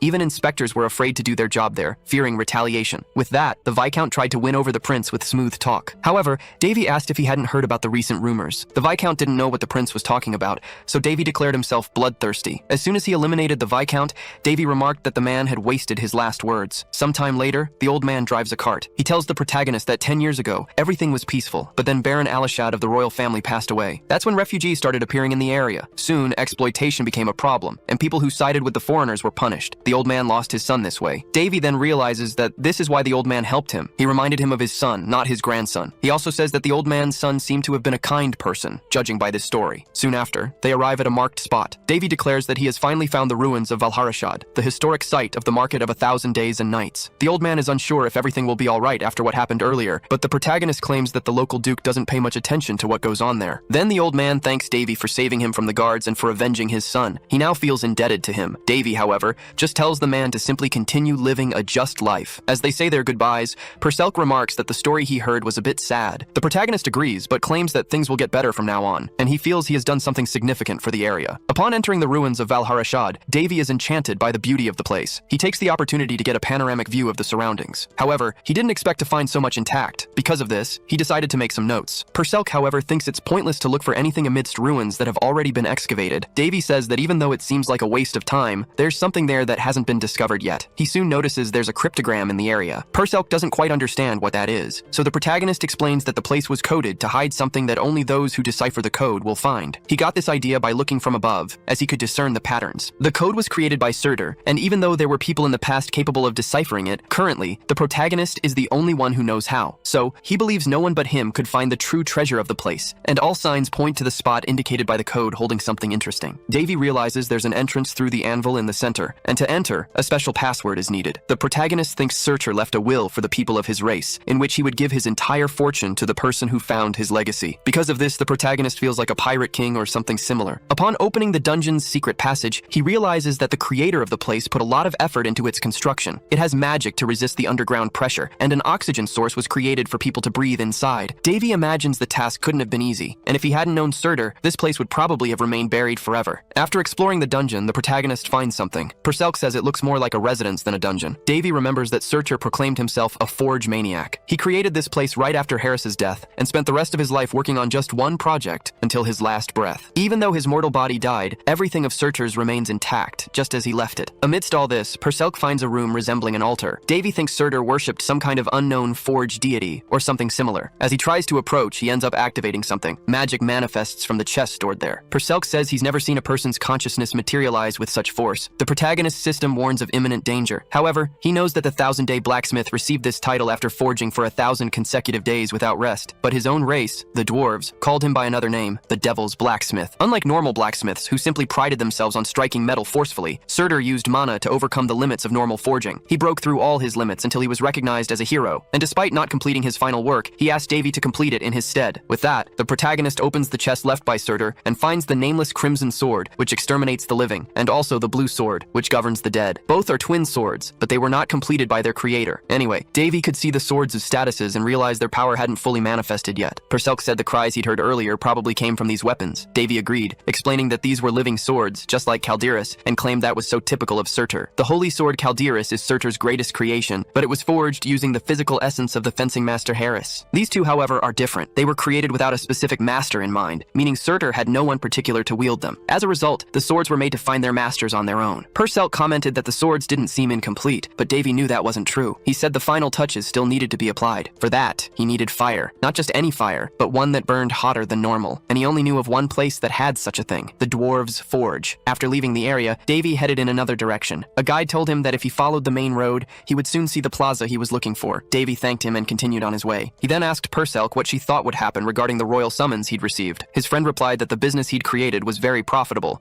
so, as stated in the letter, they intended to reward him, because in just a few months, he'd made more money than the entire kingdom in a whole year, and the taxes he paid had opened the eyes of the bigwigs. Therefore, they would likely try to convince the prince to nationalize the business, making the kingdom even wealthier. However, she knew very well that Davey already knew this, and had only asked to make the trip less boring. In turn, Davey was a bit shocked to have received so much attention from the continent, but he knew it only happened because his business had made such a huge impact. Sometime later, he arrived in his homeland and was greeted by the chief chamberlain. Davey remarked that it had been a while since he last saw Besfus. Besfus replied that he, the prince, had grown, not just in height, but also in stature, thanks to his new ventures. In turn, Davey said he believed the heavens had blessed him, and he was just making the most of it. Changing the subject, Besfis mentioned that some important books had recently been stolen from the palace. This had enraged the king, leading to all related nobles having their titles revoked and facing imminent execution. He also added that the king had already retired for the night, and if Davey wished to see him, it would be best to wait until the next day. Davey thought that even if the information had been gathered with Marquis Treacherous at the center of it all, such significant progress wouldn't have been possible without the king's involvement. He also thought that the king had apparently been holding back, but now had decided to go all in at once. Amidst these thoughts, Davey bumped into someone. Prince Carlos had decided to show up to see him. Even though he didn't enjoy seeing him again, Davey said that Carlos apparently wanted to speak with him alone, and asked the butler to leave them alone. Despite his concern, the butler obeyed Davey. Then, Carlos said that Davey had become much more arrogant just because he'd succeeded in a business venture. He then told him not to feel proud,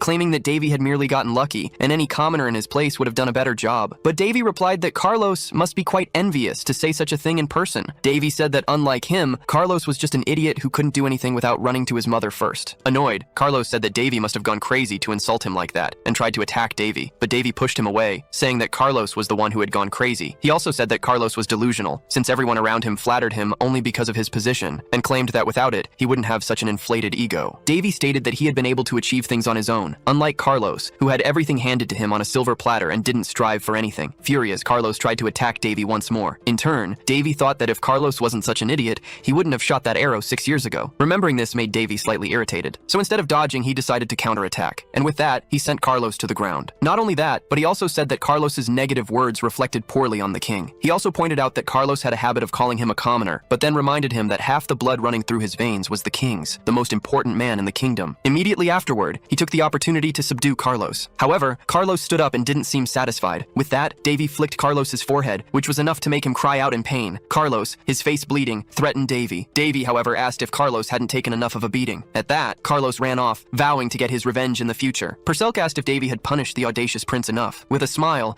Davey replied that he had only been playing with Carlos. Startled, Purcell realized Davey had actually enjoyed what he did. She told him never to laugh like that again, as he might end up scaring someone. Davey hadn't realized this, thinking it was just a bad habit. Anyway, he said he had put a curse on Carlos, one that couldn't be cured even with magic. Purcell asked what exactly he had done. Davey replied that he had simply given his dear brother a gift, one that everyone would witness at tomorrow's meeting. The next day, the nobles gathered in the royal hall. They discussed how best to profit from and use the money raised by Prince Davey's business. The king himself, however, had not yet spoken. Purcell observed that the nobles were discussing Davey without even involving him, as if he weren't present at all. She didn't see Marquis Patrice, the only noble who had shown any empathy for Davey, unlike the others who only cared about money. This made her worried about the direction of the conversation and the future of the country. Meanwhile, Davey remarked that next time he might open a restaurant, having heard that the most profitable businesses involved food and water. He added that he had no experience with such things. The king then spoke, stating that before any decisions were made, Prince Davey must be rewarded, as he was the one who had brought these blessings to the entire kingdom. He thanked the prince on behalf of the whole kingdom. Davey, for his part, said he had done nothing more than his duty. Even so, the king claimed that Davey had achieved something greater than anything in the past 10 years, promising to reward him with anything he requested. However, Davey knew that no one there truly intended to grant him a real reward. He said he didn't have anything in mind at the moment and asked for some time to decide what he wanted. The king called it a wise decision and granted the prince all the time he needed. Following this, the nobles resumed their meeting, discussing the best way to invest or not in the lunar plant business. Seeing this, Purcell said it was worse than she had imagined. Among the others, Duke Varietta, leader of the nobles, spoke up. He stated that first, one thing needed to be verified. He pointed out that everyone was excited about the business, but had forgotten to evaluate basic details beforehand. Varietta argued that while the business was revolutionary, they shouldn't try to tie it to the nation without even consulting its creator. Hearing this, Duke Ferrandis claimed that no one held a higher status than royalty, but Varietta questioned if Ferrandis would give everything he owned to the kingdom for the well-being of his nation. The noble didn't even need to speak, as the answer was more than obvious. So, Duke Varietta declared that everything would be decided by Lord Davey, and no one had the right to interfere. Purcell told Davey that someone was finally helping him, but Davey knew it wasn't quite like that. Varietta continued, saying that if they were to forcibly nationalize the business, there would be resistance, and no one would want to be an entrepreneur in such a situation. Davey, for his part, stated that this wasn't all Varietta had to say. The Duke confirmed the prince was right, and said a mediator would be of great help given the current state of affairs. He then revealed he had a letter, claiming it was from High Priest Valsius of the Sacred Kingdom. The letter requested Prince Davey's visit to the Sacred Kingdom, as they wanted to verify his stigma manifestation and reward him with the title of saint. A duke named Rhonda called this ridiculous, saying they couldn't send a prince to the Sacred Kingdom. However, another noble argued that they couldn't override the Sacred Kingdom's decisions, as they served the god Priya directly. Rhonda countered that the Round Kingdom was not subordinate to the Sacred Kingdom, and sending the prince there would be like offering him as tribute. Davey, in turn, said they were overthinking it, stating that nothing particularly special would happen if his stigma was recognized by the Sacred Kingdom. Varietta argued that the prince wasn't seeing the full picture, and as royalty, he had obligations to fulfill. He added that they had nothing to gain by angering the sacred kingdom, and then suggested doing as they requested. In that case, the nobles asked about the prince's current business. The duke explained that unfortunately, if the prince became a saint in the sacred kingdom, by law, he would be prohibited from governing his region. Therefore, a new lord would have to be appointed for the Heinz territory. Hearing this, the nobles understood the duke's intention and began to agree with him. Davey also realized the nobles' true intentions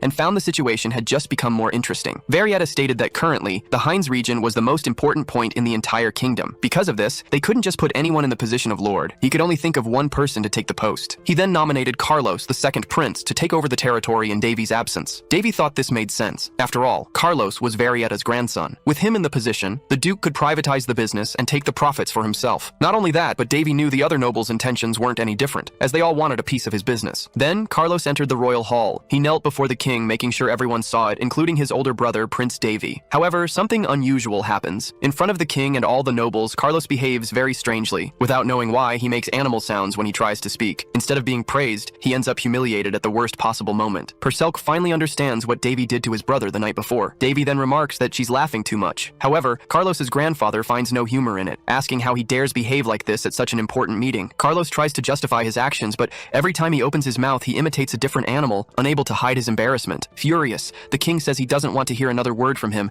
and orders the guards to remove Carlos. Not only that, but he declares that until further notice, Carlos will be on probation, without possibility of appeal. Still trying to justify himself, Carlos only brings more shame, and his behavior also affects his family members. To make matters worse, as he's being forcibly removed, Carlos's hat falls off his head. Immediately, everyone is shocked by what they see. Carlos, known for his long hair, has gone bald overnight, and he tried to hide it with his hat. But now everyone knows the truth. Seizing the opportunity, Davey states that his brother isn't mature enough to hold his position as the lord of the Heinz territory. This leaves Varietta incredibly irritated. Not only that, but Davey asks if the count's position is above the king's. Seeing Varietta's astonished face, the protagonist asks another question, challenging Varietta if this kingdom belongs to him. The count says no, believing the prince has misinterpreted him. He also states that all his actions are for the good of the kingdom. Davey in turn asks why the count has a letter from the Holy Kingdom that even the king hasn't seen. He also asks why the count is siding with the nobles but pretending not to, thus stating he doesn't trust his words. Cornered, Varietta asks what the prince is suggesting. Davey says that all the count tried to do was sell this country according to the Holy Kingdom's request. Not only that, but he also wanted to use the chance to take possession of Davey's business. Davey claims the count is no different from the other nobles and says he has a solution to deal with the Holy Kingdom. The king asks what the prince has in mind. Davey replies that all inhabitants of the Holy Kingdom are human, and furthermore, even the high priest is not above the king. Next, the protagonist uses a crystal ball to make a call, communicating remotely with Father Velium from the Holy Kingdom's administrative department. Davey apologizes for the sudden call, but asks if the Pope has decided on the matter he mentioned earlier. Before hearing the answer, the protagonist knows that even in a holy land, humans need to conduct business. And even though the high priest is an important figure,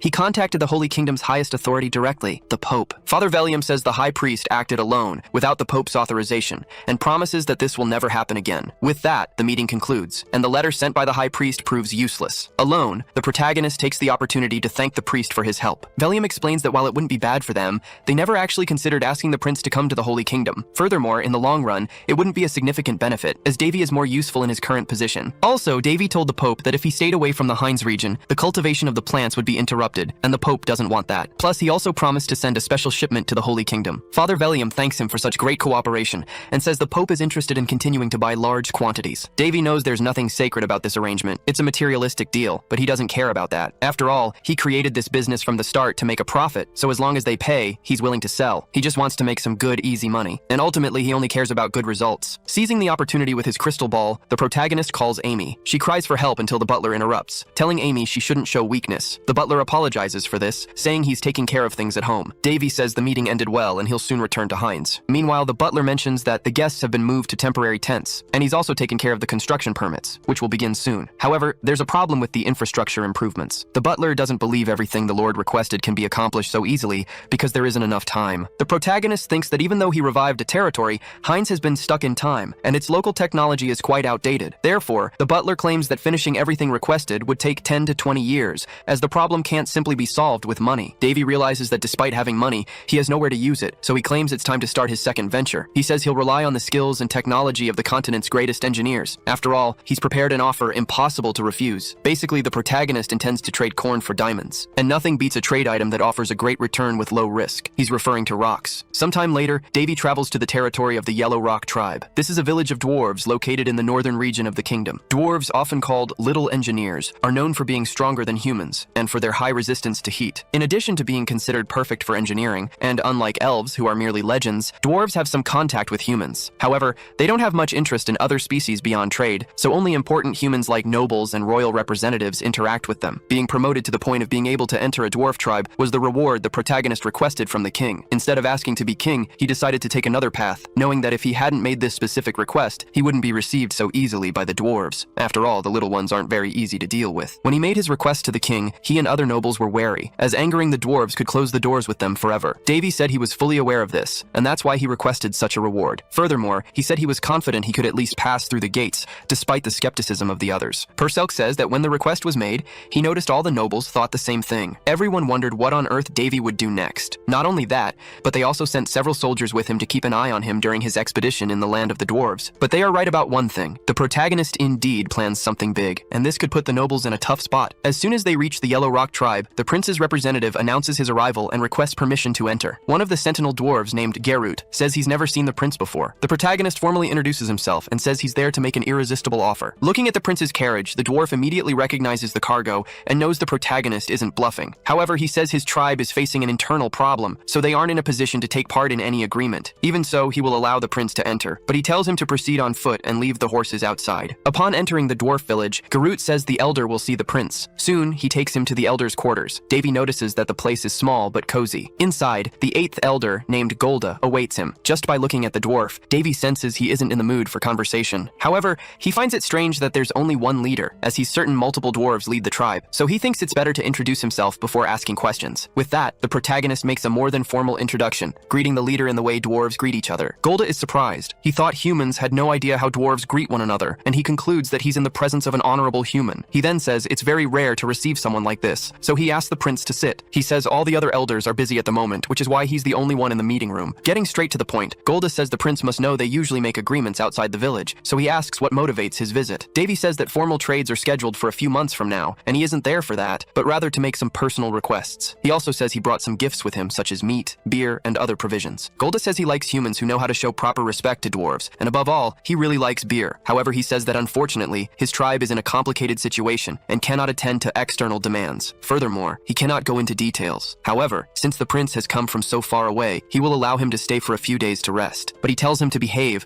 because if he causes any problems, he will be expelled immediately. Afterward, Golda leaves the place. The protagonist, in turn, takes the opportunity to check the dwarf's status. With this, he discovers that Golda was forced by the others to be the only one to meet with him. In a way, Golda liked the respect and gifts the human demonstrated. However, Golda's greatest frustration stems from the Flame of Beginnings, which is known as the sacred sword of the dwarves. In the past, Surtur had mentioned creating an item with the dwarves. Back then, he wasn't very skilled, so the item's quality wasn't the best. However, they both felt so accomplished that they celebrated for days after finishing the creation, which was quite significant for Surtur. Back in the present, the protagonist is staying in the dwarf village. He says he didn't expect to hear about the Blaze of Beginning sword there. Davey once heard that this sword didn't have a sharp blade. It was created by Surtur in partnership with the dwarves, their first collaboration as species. As a symbol of their unity, the sword wasn't capable of cutting. Moreover, this sword carries Surtur's memories. What's most interesting is that it's actually a prototype, the first version of Calderis. Even though it was made differently from other swords, the general production method is the same, as it involves creating items using mana. This method unites the material and non-material worlds. Furthermore, the materials themselves, like the hammer used and the iron treated, are also unique. Basically, this method requires a blacksmith to seek knowledge beyond their current understanding. Given how close-minded dwarves can be,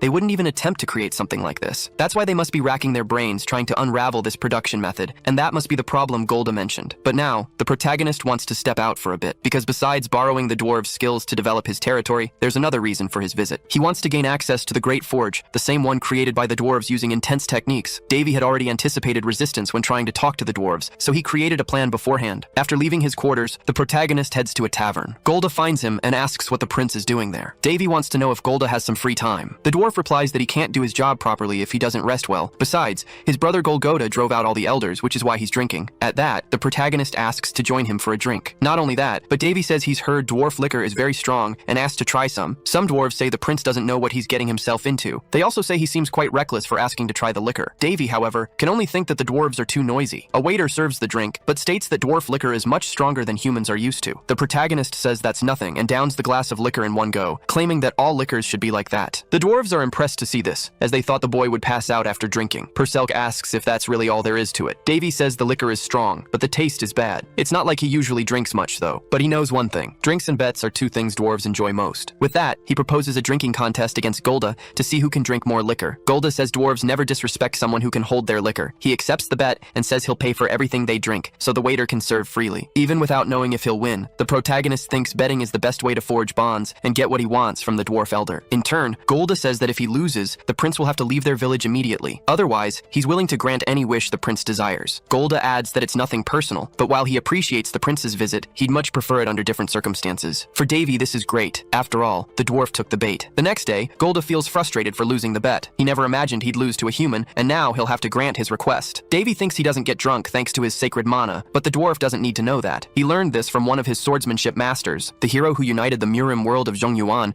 named Cheonma Dokojun, was not only skilled in combat, but also known for his heavy drinking. Even Daphne, an immortal saint who loved to drink, swore not to get involved with Cheonma Dokojun when it came to alcohol. The problem was that while learning swordsmanship from him, drinking became part of Davey's routine. His master forced him to consume alcohol as it was part of his swordsmanship technique, and this only made the training harder for the protagonist. Compared to someone like that, the dwarves are nothing. Anyway, Golda intends to honor the bet and asks what the prince desires. Before that, Davey asks if the tribe's turmoil is due to the blaze of beginnings. Golda says yes, explaining that the sword was being protected by the dwarves but ended up breaking. The sword passed through several tribes before reaching them, and his father was the last one responsible for looking after it. But since he passed away sooner than expected, the responsibility fell to Golda and his older brother, Golgoda. The dwarf tells the protagonist to feel free to ask about other matters too, as he's open to conversation. As Davey expected, by being treated with courtesy, the dwarf is returning the favor. He thinks it was good to have drunk with Golda, as it caught his attention. Next, he mentions that although he isn't a master, he possesses forging skills, and asks if he can participate as an assistant in the project involving the broken sword. Sometime later, Davey is led to the central forge. Upon arriving, Perselk finds it incredible that the dwarves managed to build all of this without mana or alchemy. However,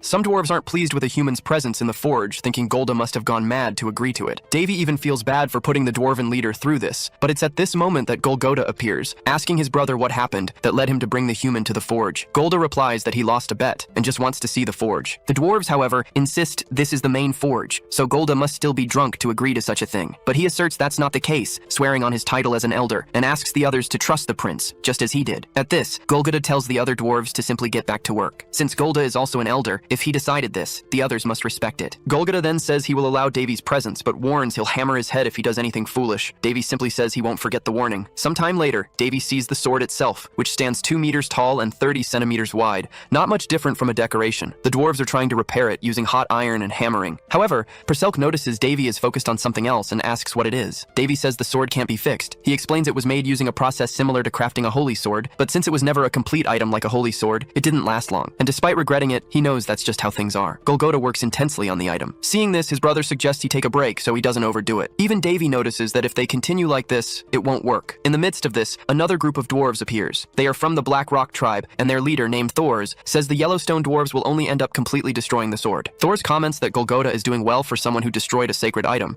adding that he never liked the idea of Golgoda being in charge of the sword. He also says it's not too late to hand the sword over to the Black Rock tribe, claiming their smiths will take much better care of it. The Yellowstone elders respond that even the best smiths of the rival tribe wouldn't be able to fix the sword so easily. Thors retorts that they are mistaken, pointing out that they've been working on the sword for a long time without any progress, and therefore might end up destroying it completely. He also states that the elders of the other tribes have already agreed that the sword needs to leave the Yellowstone tribe, as they can't leave this item in the wrong hands. After all, things would have been different if the father of the Gord brothers were still alive. Hearing these words, Golgoda looks desolate. With that, Thors declares there's nothing more to see there, and he will take the sword to his tribe, whether the Yellowstone dwarves like it or not. However, Davey speaks up, asking if Golgoda is truly a master smith. Seeing this, Thors scoffs that Golgoda must really be finished, having even found a human friend and brought him to the central forge. At this, Golda tells Davey to step back and not get involved in this matter, but Davey says that a true master smith feels the spirits in each of their works and respects every single one of them. However, he claims Golgoda threw that mentality away from the beginning. Then, Davey takes the dwarf's hammer and uses it on the sword. In shock, the dwarves think the sword is now completely ruined. Some even try to pull the human away from the sword, so he doesn't make the tribe's situation even worse. However, Davey asks if Golgoda truly wants to resolve this situation. Golgoda says yes. Davey then states that having a big ego won't solve the problem, especially when this sword has protected their small village for 3,000 years. Instead of letting go of an item that fulfilled its duties, Golgoda is imposing his own desires on it, trying to forcibly repair it. Davey claims that an item that was the pillar of the village shouldn't be treated this way, and anyone who doesn't understand this shouldn't be called a master smith. Even though he knows he's standing before the best artisans on the continent,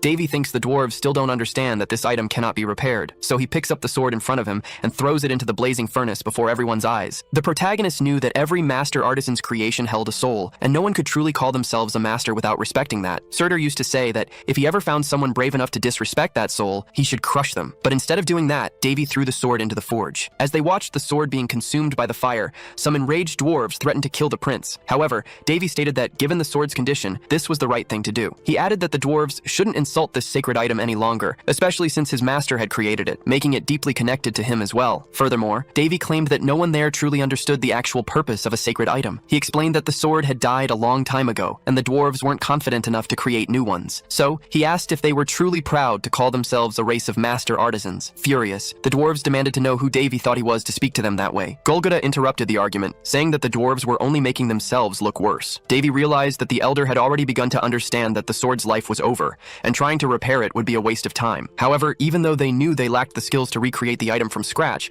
they didn't want to admit it. They had eventually come to the conclusion that the sword would lose its meaning if it wasn't passed down through generations, but they were now realizing that this approach wasn't ideal. Thors retorted that the prince was only saying this because the sword had no connection to humans. Even the best dwarven artisan couldn't recreate a legendary item. He added that Davey shouldn't be so arrogant, as no human, not even him, could accomplish such a feat. Perselk noted that he had never seen these stubborn dwarves so shaken. In response, the protagonist told Thors he was wrong to say he couldn't craft a legendary item. Immediately, all the dwarves present were shocked to hear this. Even Perselk was left speechless. Some dwarves muttered that even among their own, no one was that skilled, so a human claiming to create a legendary item was absurdly difficult to believe. Moreover, they believed that only Surtur could ever craft such an item. The protagonist, in turn, told them they could continue spouting nonsense or simply watch him work and learn something. With that, Davey began to work in front of the dwarves. He thought that among all the skills he learned from his master, one in particular stood out, and with it, he had managed to master several other abilities. Surtur was a great teacher, and because of that, the protagonist learned a lot from him. Even so, he hadn't reached the same level of skill as his master, but what mattered was that he had managed to create many items, some even better than the dwarves' sacred sword. After all, it was just a prototype. As he watched the protagonist work, Thors noticed the prince was mixing cadmium steel and mithril alloys,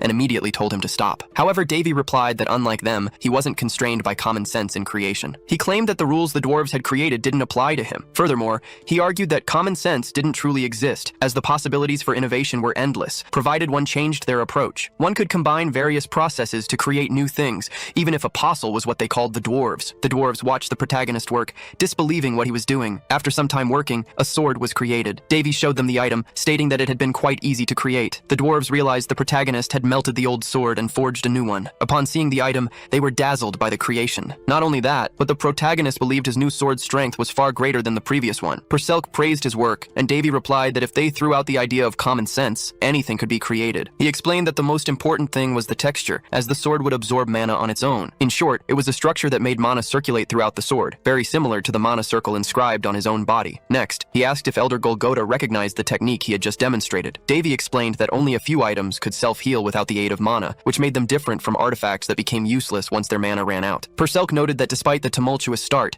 Davey had won over the dwarves' hearts. The protagonist then stated that although he had started creating the sword, he wouldn't be the one to finish it. For even the blacksmith of 1,000 days had only created the item's base and left the rest to the dwarves, so he would do the same. Golgotha replied that they didn't have the necessary skills, but Davey simply told them to learn. Immediately, the dwarven elder asked if the prince could teach them. He said yes, but not for free. He then proposed to begin as soon as his current task was completed. Some dwarves were truly impressed by the protagonist's swords. Then Perselk says Davey might be accused of blasphemy, but Davey replies that with his stigma, he's not worried about it. He asks what Golgotha thinks about it, and the elder doesn't quite know what to think. Davey states that he didn't make these swords, but he will be the one to give them the final touches. The dwarves mention that the blacksmith who created these swords passed away a long time ago. Davey knows this very well. These swords have been aging while stored for so long, and because of this, their power has increased more than tenfold since they were first forged. When this type of mana processing technique is used, the sword needs to be intentionally stored to become stronger over time. Therefore, the new sacred sword will need to be left untouched for at least a few months, as the time can vary. This worries the protagonist, as he doesn't know how he'll give such items their final touches, especially since he doesn't even have the necessary materials. However, since he's in the dwarves' central forge, he considers asking them for what he needs, as that was the main reason for his visit. Golgotha says he's willing to help and authorizes the prince to use the forge and its materials as much as he wishes. He adds that even if his own skills are lacking, he's recognized the protagonist's talent and believes everything will be in good hands. Davey knows that forges are personal items usually forbidden to other blacksmiths, so being lent something like this is truly unusual. This means the dwarves genuinely want to learn the protagonist's techniques, and if that wasn't clear already, it certainly became clear now, as Golgotha appeared with an item. Perselk asks if it's a bone. Davey says it's not a common bone, but rather the bone of an unknown ancient dragon. Golgotha claims there's nothing more precious than this, stating that the item is a family heirloom, passed down through generations because no one had the skills to use it. The protagonist becomes very excited, as he never imagined he would see a dragon bone in such a place. However, a dwarf draws attention to something. He says that if the prince takes both the dragon bone and the elder's personal forge, it could cause a problem. So, he offers his own forge instead of Golgota's, telling Davey he can take whatever he wants. Not only that, but several dwarves start arguing over who will help the protagonist with this project. They begin offering various items and materials to the prince, claiming they also have family heirlooms to offer. Sometime later, the protagonist stands before a pile of various items. Perselk then asks if he has everything he needs. Davey says yes, and thanks the dwarves. Golgota says he'd like to help more, but explains that there are rules blacksmiths must follow. In any case, he leaves the prince free to work, and in the meantime, he will study the techniques Davey has already taught. Now that he has everything he needs, the protagonist wants to get to work. A flashback shows that in the past, Miss Bean was furious and wanted to unleash all her anger on Davey. Surtur, however,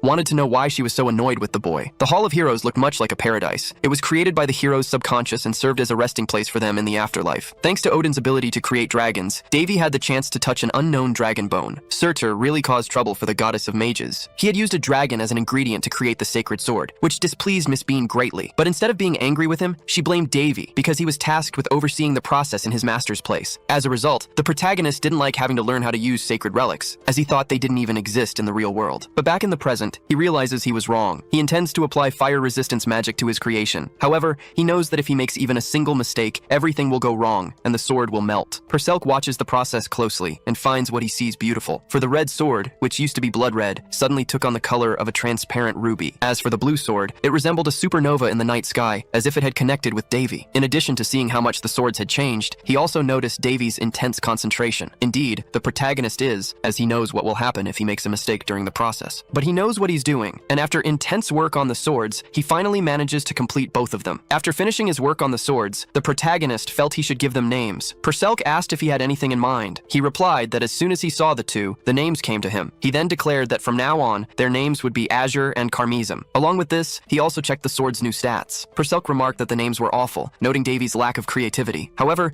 he was more interested in their attributes than such minor details. So, he decided to test the Carmesum sword. Perselk asked what he was doing. Davey said he was just testing the cut. Immediately, a wet stone in front of him began to melt. Perselk observed that Davey hadn't even used force to strike the target, yet the stone was cut in half. Next, Davey decided to test Azure, but this time, he didn't strike any target. However, Perselk noticed it wasn't for nothing. The sword had cut mana in the air. The protagonist confirmed that everything was as it should be, as Azure was designed to cut things that don't exist in the physical realm. He was therefore amazed by the sword's final quality. Now that everything was ready, he could finally leave. Outside, some dwarves were waiting. Davey asked what they wanted. The dwarves explained they had secured the area so no one would bother him while he worked. They mentioned the prince had been inside for 4 days straight, and they were worried since he hadn't come out even to eat, nor had he responded when they knocked on the door. Perselk commented that Davey had become obsessive about finishing the swords, but found it very interesting to observe him at work. Davey asked why, but Perselk preferred not to say. Anyway, the dwarves asked to see the finished swords. As they looked at them, some even cried with emotion, appearing like devotees before a sacred artifact. This wasn't strange, given their passion for crafting items as blacksmiths. Witnessing a masterpiece being created was truly moving. A few weeks passed, and the protagonist offered to teach the dwarves. He shared everything he had learned from Surtur about crafting weapons. Not only that, but he also taught the dwarves how to combine metal and mana for better results. Davey, however, had to be patient, as the dwarves were quite rough, and the technique he wanted to impart required a certain delicacy to master. However, the moment the dwarves set aside their pride, they became even more passionate about their work. Some looked as if they were holding a hammer for the first time, so full of enthusiasm they were. To take a break from the forges, the protagonist went to enjoy some fresh air. Golgota accompanied him and invited the prince for a drink. He explained that this drink was more suitable for humans than the liquor dwarves usually drank. Despite that, Golgota wanted to talk about something else. The protagonist already guessed what it was about and apologized for what happened to the whetstone, but the elder wasn't interested in discussing it. Golgota knew the prince had come there not only to complete the swords, but also to secure the dwarves' strength in building his territory, and he asserted that dwarves never forget a favor. Although not as skilled as the prince, Golgota stated he would help him with anything he wished. He felt they were indebted to the prince, and with that, everyone from the Yellow Rock tribe would assist him. Therefore, Golgota swore by the Iron God that he would stand by Davey for whatever he needed. Thus, the protagonist felt his mission there was accomplished. Soon after, one of the dwarves appeared looking for the elder. He said an intruder was hidden in the village,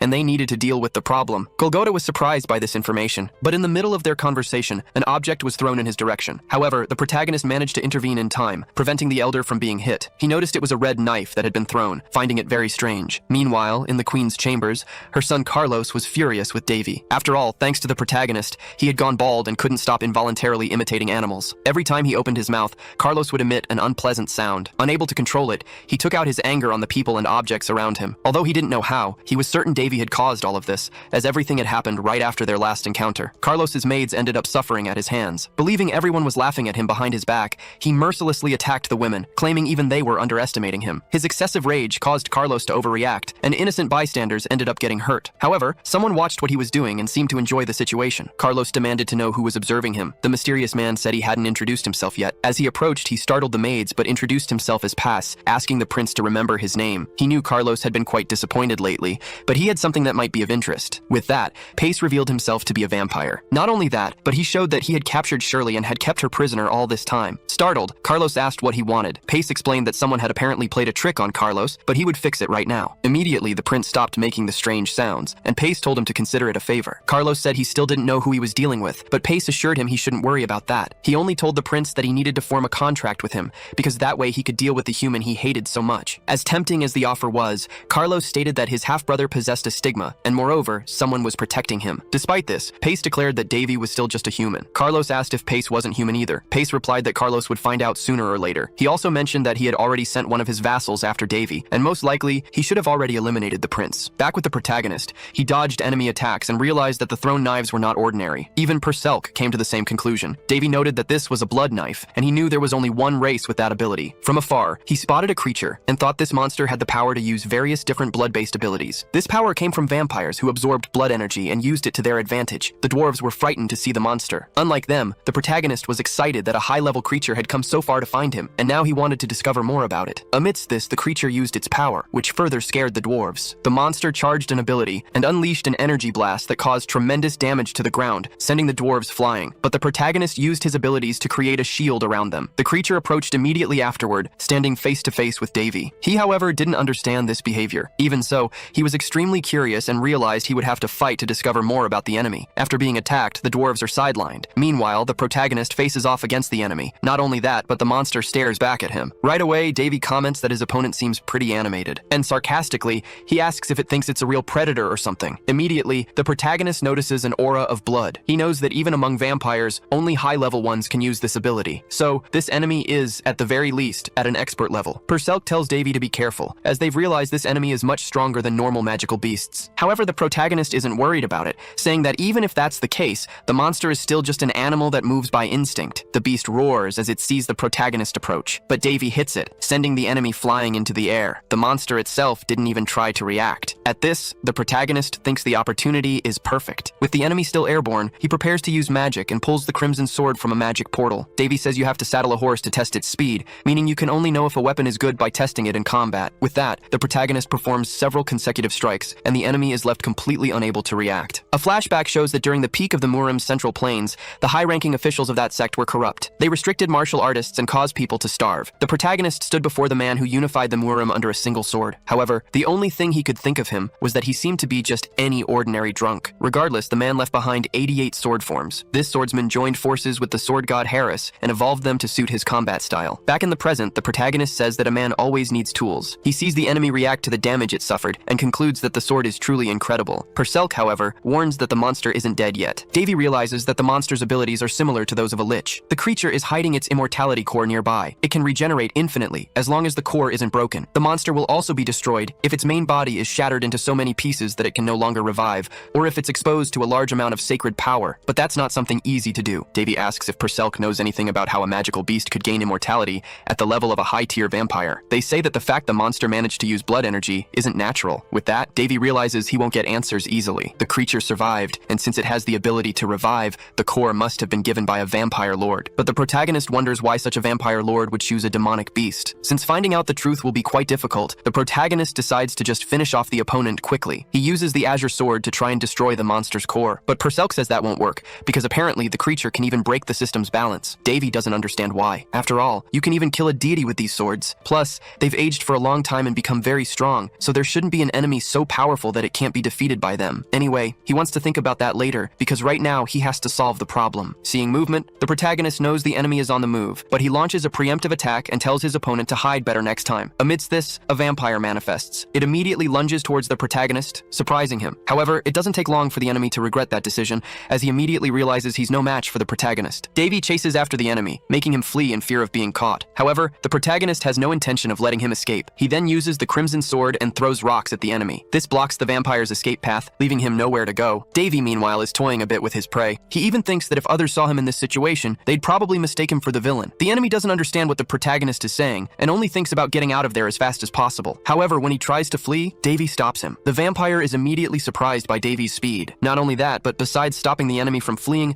the protagonist says he can't just leave after what he's done. He then attacks the vampire, who narrowly avoids a direct hit. However, he still gets a cut and realizes that he's truly not facing just any opponent. The vampire thinks he belongs to the high nobility of his kind, and not only that, but he believes his race is superior to humans. He's facing a human who wasn't scared by the magical beast, and on top of that, after defeating it, is playing cat and mouse as if it's nothing. With this, the vampire realizes that Pace misjudged the prince, and now that he's become easy prey, his master isn't there to help him. The vampire can only think that he's not facing a normal human. Plus, he can't even counterattack his opponent. Sometime later, the protagonist subdues the vampire and tells him to behave and not try to resist. The vampire calls the protagonist an inferior human and asks, "What do you think you're doing?" Davey says he needs to know a few things, but the vampire claims his species doesn't give confidential information to humans. The protagonist, in turn, claims he never intended to make the vampire talk, as he has a perfect magic for that and can see through others' minds. He knows about the resilience of vampires. However, he believes there's nothing he can't uncover. At this, the protagonist uses his interrogation flame magic to get all the information he needs, and in the process, the vampire feels the flames burning his body. Immediately after, he begs the protagonist to put out the fire. Perselk says that even though he's an enemy, she finds this excessive, but Davey claims the vampire won't die. His friend says she isn't worried about the vampire, but Davey says he usually doesn't show mercy to someone who tries to take his life. Perselk knows this well, yet she still feels uncomfortable, so Davey says she's too kind-hearted. Next, he says he doesn't need to uncover much about the vampire,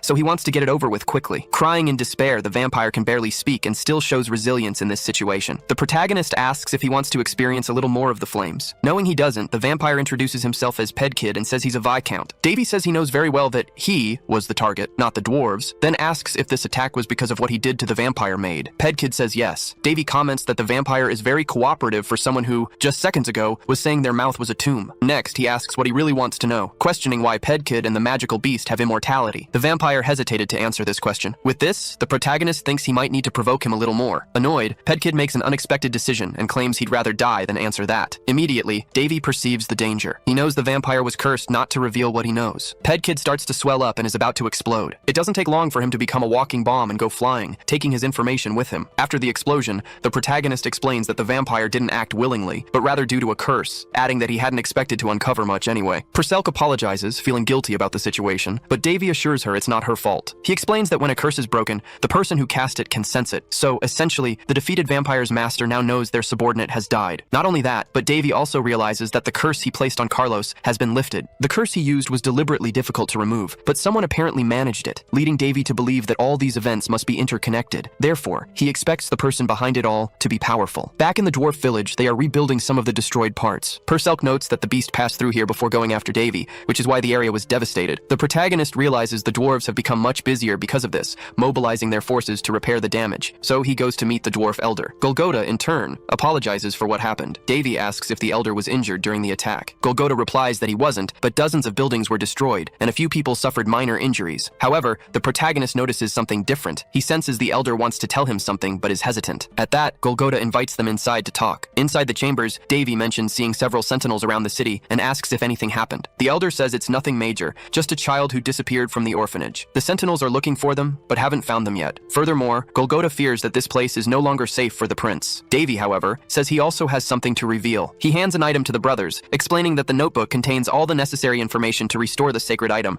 as it will take a long time for them to finish it. He also mentions he'll be leaving soon, which is why he prepared the notes. The elder says there's no way they can pay for this, but Davey replies he wants nothing in return. In fact, he's the one who owes them a favor. Thanks to the dwarves, he got what he wanted. His sword's finished. Furthermore, he reveals that the magical beast was after him, not the dwarves. So once he leaves the village, their problems will resolve. He apologizes for causing so much commotion. Davey muses that the dwarves could have reacted differently. If they had been hostile, they might have used this chance to place all the blame on him. But instead, the dwarves stood by the protagonist, which is why he decided to reveal that he possesses a stigma. The only thing that worries him is the possibility of vampires attacking the village after he leaves, but there's not much he can do for now. In return, Davey went looking for the missing child and found them hidden in a tree. The protagonist felt he owed this to his hosts, and now he can leave the village without further worries. Sometime later, he departs for his home. Things at the Heinz territory gate aren't very busy until, amidst the calm, a caravan arrives. The guards demand they identify themselves. At this, the protagonist says these visitors are the Lord's companions. The guards quickly recognize him as the territory's saint, even though Davey claims he isn't one. Anyway, he's happy to be back home. After returning to Heinz,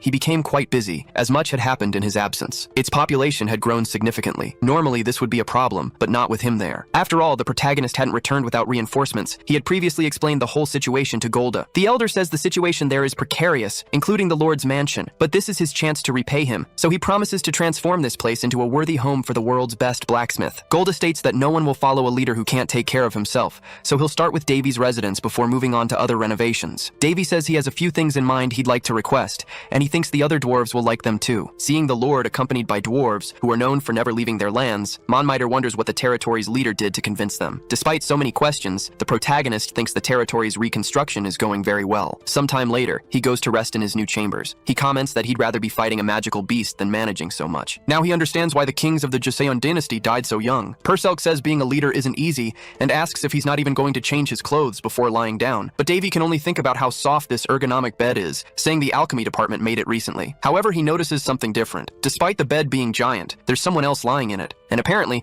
they don't like being disturbed at all. Instantly, Davey feels he's provoked someone he shouldn't have. Scared, Davey wondered if he'd walked into the wrong room, but he knew that was impossible, so it could only mean there was an intruder. With the region developing so rapidly, he'd been dealing with more and more cases of people trespassing into his quarters. Some had even tried to bribe the guards to gain access to his room. Davey remembered one of his masters always warning him about this. She'd told him not to get involved with just any woman, or else she'd come after him. This made Davey realize that a promise from a depraved saint was certainly something to fear. He'd received numerous bribes, he thought, but had never agreed to meet any of the women who'd paid. It had gotten to the point where he started threatening those who tried to sneak into his room. After all, Davey just wanted to sleep peacefully after an intense day of work and didn't want any women bothering him. But now he saw that somehow, someone had managed to get in. Not only that, but he realized it was a child. What was going on? Who was this girl? The little girl simply said her name was Kaya. Davey was shocked. Not just him, but Perselk also knew this wasn't good. Davey became furious at the situation, imagining some enemy was using an innocent child to try and manipulate him. Furious, he called for Amy. The housekeeper approached, asking what her master needed. Davey demanded to know what this child was doing in his room. Amy, however, didn't know how to respond. Davey claimed he had warned her not to let anyone enter his quarters, even when he was away. However, Amy asked if the prince hadn't brought this child back from his trip. He said no, so if Amy didn't know who this child was, someone else must have secretly placed the girl there. He didn't like it one bit, calling it a bad joke. Amy apologized, saying she should have guarded his quarters better, and promptly took the girl away. She promised to find whoever was responsible for her right away. However, Kaya looked at Davey and called him Daddy. Both of them were left speechless. The shock was so great that Amy let go of the girl, and Kaya immediately ran towards Davey, hugging him tightly. Despite being called Daddy, Davey had no idea what was happening, but his problems were only just beginning, because then he was startled again as another girl appeared in his room. This one, however, seemed more frightened. A while later, Kaya was running around the quarters, and Amy tried to keep an eye on her. Upon checking the girl's status,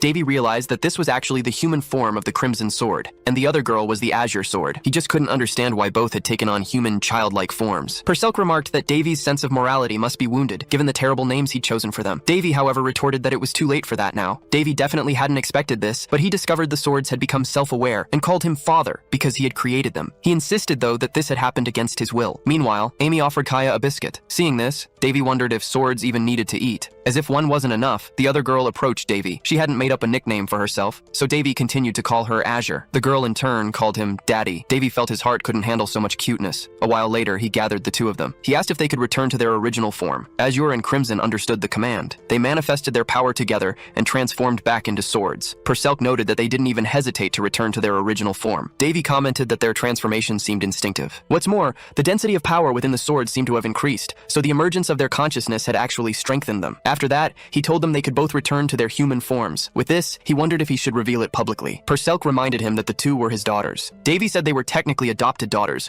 and he didn't want this to interfere with a future marriage or anything similar. While he pondered what to do, Amy appeared to speak with the prince. She announced he had just received a visitor. Davey asked if a guest had arrived without announcing their presence. The housekeeper said yes, but revealed it was his sister, Princess Winley. Winley is enchanted by the children as soon as she arrives, and asks her brother who these girls are. Davey tells her they are his adopted daughters. Winley is truly surprised by this information. She immediately comments that Davey always has something new every time she sees him. She mentions she was worried when she heard about his departure to an inhospitable territory, but was very happy to learn he had set up a business and was living very well. What's more, as soon as she arrived, she saw dwarves around town and was delighted, because she thought they never never left their villages. Davey explains that they are all helping each other. He adds that he would like to welcome Winley more properly, but as she can see, things are quite hectic around here. She says it's no problem and is simply happy to see her brother content. Besides, she knows he's a busy guy. Davey thinks his sister is right. After all, he is having fun. He then invites Winley inside, while still attending to his family. Amy leads the other people who traveled with Winley. The protagonist notices something strange about this, but for now, he'll let the housekeeper deal with the others. Inside the house, Davey asks Winley how she found time to visit him, being so busy with her own territory. She explains that the number of nighttime attacks has decreased, so Varys has become a very peaceful territory recently. Unlike his territory, Varys is quite uninteresting. Actually, Winley says the reason for her visit is something else. She asks if her brother knows how to use the power of a stigma. She knows that despite her brother being a busy guy, he's the only one she can count on now. That's why she wants to know if he can help. The protagonist sees his sister crying and realizes she's in trouble. He quickly volunteers to help in whatever way necessary. A little while later, Winley falls asleep. Davey knows there's a considerable distance between the Varys and Hines territories, so she must be exhausted. After all, she traveled for several days without proper rest, just to speak with him. Winley had mentioned that a friend of hers was on the verge of death, with doctors and priests having given up trying to cure her. The protagonist knows that Patna is Winley's friend and personal bodyguard. She was hit by a poisoned arrow while defending the princess. His sister had fallen into a trap and was pursued by bandits, so if Patna hadn't been with her, Winley might have been hit by the arrow. Winley said a priest removed the poison from Patna's body, but after that, marks began to appear all over her body. Additionally, abnormal symptoms started manifesting in the bodyguard. Because of this, she has been suffering greatly and is basically dying slowly. Desperate for help, Winley decided that a priest wouldn't solve her friend's problem, so she tried to appeal to someone with greater authority. That's why she came to her brother, because he has a stigma, and she believes only he can help. Davey promised he would do everything he could, and after crying for a long time, Winley fell asleep. The protagonist hasn't left his sister's side since then. The children approach, and Kaya asks if Winley is sick. Davey says no, affirming that Winley just needs some rest, so now he wants to let her sleep. Kaya, however, doesn't want to leave Winley because she's grown attached to her. Purcell finds the affection of the two children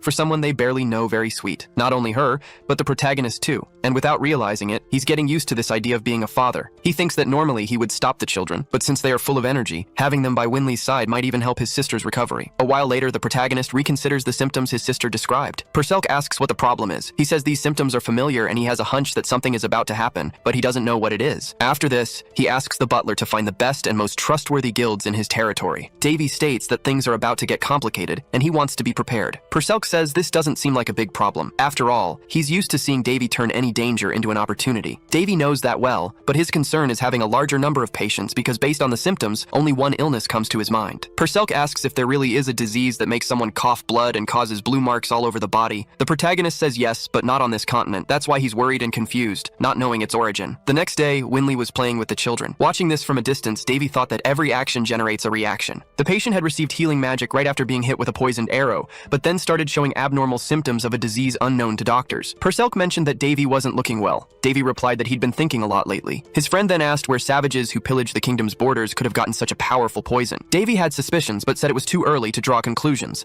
so he needed to investigate further. Purcell asked if that's why he'd called the Intelligence Guild. Davey confirmed, explaining that he believed the cure for every illness lay in its cause. That was the first thing he'd learned in his medical studies. Then he noticed a presence and remarked that the timing couldn't be more perfect. He told the person not to be shy and to reveal themselves. Purcell asked who he was talking to. Davey pointed to a disguised person in front of him and told them not to waste time. The mysterious person said they'd heard the prince needed help. Davey confirmed, thanking them for the visit. But realizing his guest was cautious, he went straight to the point. He said he wanted to buy information and could pay a good price for it, knowing very well that nothing in this world came for free. The mysterious person replied that with appropriate payment, they could even provide information from neighboring kingdoms, no matter if the information was intimate or not. Davey asked if the guest had any information about the princess of the Farron Empire. Purcell interjected, saying he didn't need to play the merchant's game. Regardless, the guest stated they'd give their life to collect whatever was needed, so the answer was yes. Davey said he would be direct. He then placed the payment on the table and stated that there was a knight named Patna who protected his younger sister, Winley. He wanted to know everything about her and where she had been recently. Meanwhile, he saw in the merchant's status that their name was Ina Helishana, a dark elf. In turn, the elf asked if all they needed to do was investigate that woman's past. Davey asked if he had requested too difficult a task. Ina said they wouldn't accept the money. Davey asked, why not? Ina replied that they would be paid after completing the service. Davey then asked what would happen if he decided not to pay. The elf, knowing Davey was quite sarcastic, also knew he didn't usually break agreements, which was why she knew he'd pay. Davey realized that even though she was discreet,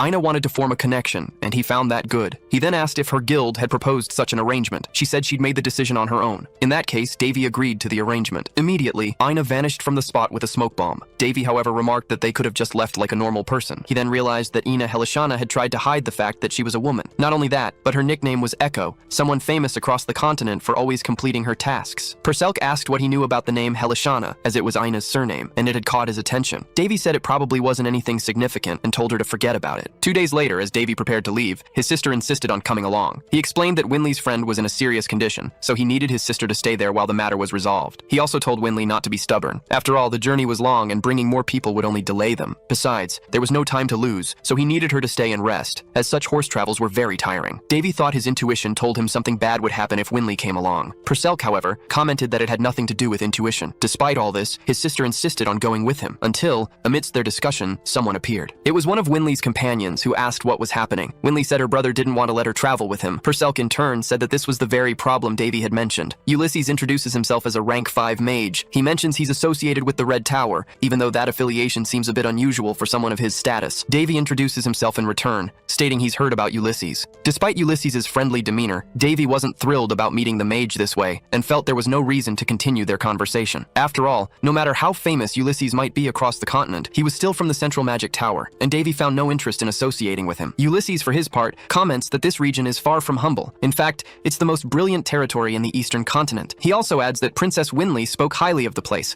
which sparked his interest in visiting. Winley quickly tells Ulysses he shouldn't be saying such things in front of her brother. Even Purcell notices that Davey's jealousy only grew after hearing this, and advises him not to be hostile toward Ulysses. However, Davey's intentions are precisely the opposite of that advice. As far as Davey knew, Ulysses was known as the prodigy of the Red Tower, and there was no denying he was highly skilled despite his youth. On top of that, his background was one of wealth, competence, and good looks, basically the ideal guy with no apparent flaws. The real problem was his closeness to Winley, so Davey immediately asks how they met. Ulysses explains that he met the princess while on his way to the Heinz region and accompanied her all the way here. Davey thanks him for his kindness, but internally, he felt like killing the guy. The mage then clarifies that Winley actually helped him. When he was fleeing from mountain bandits, the princess used her magic to defend him. Because of that, he feels he owes her a favor. He then states that he's very skilled with spatial magic and can create a small mana portal that transports items anywhere he wishes. Winley is quite surprised by this, unlike her brother. She explains that such portals are smaller, unlike those that need to be installed, and only a truly skilled mage would possess such an artifact. Ulysses, however, says it's just a coincidence he's carrying the item,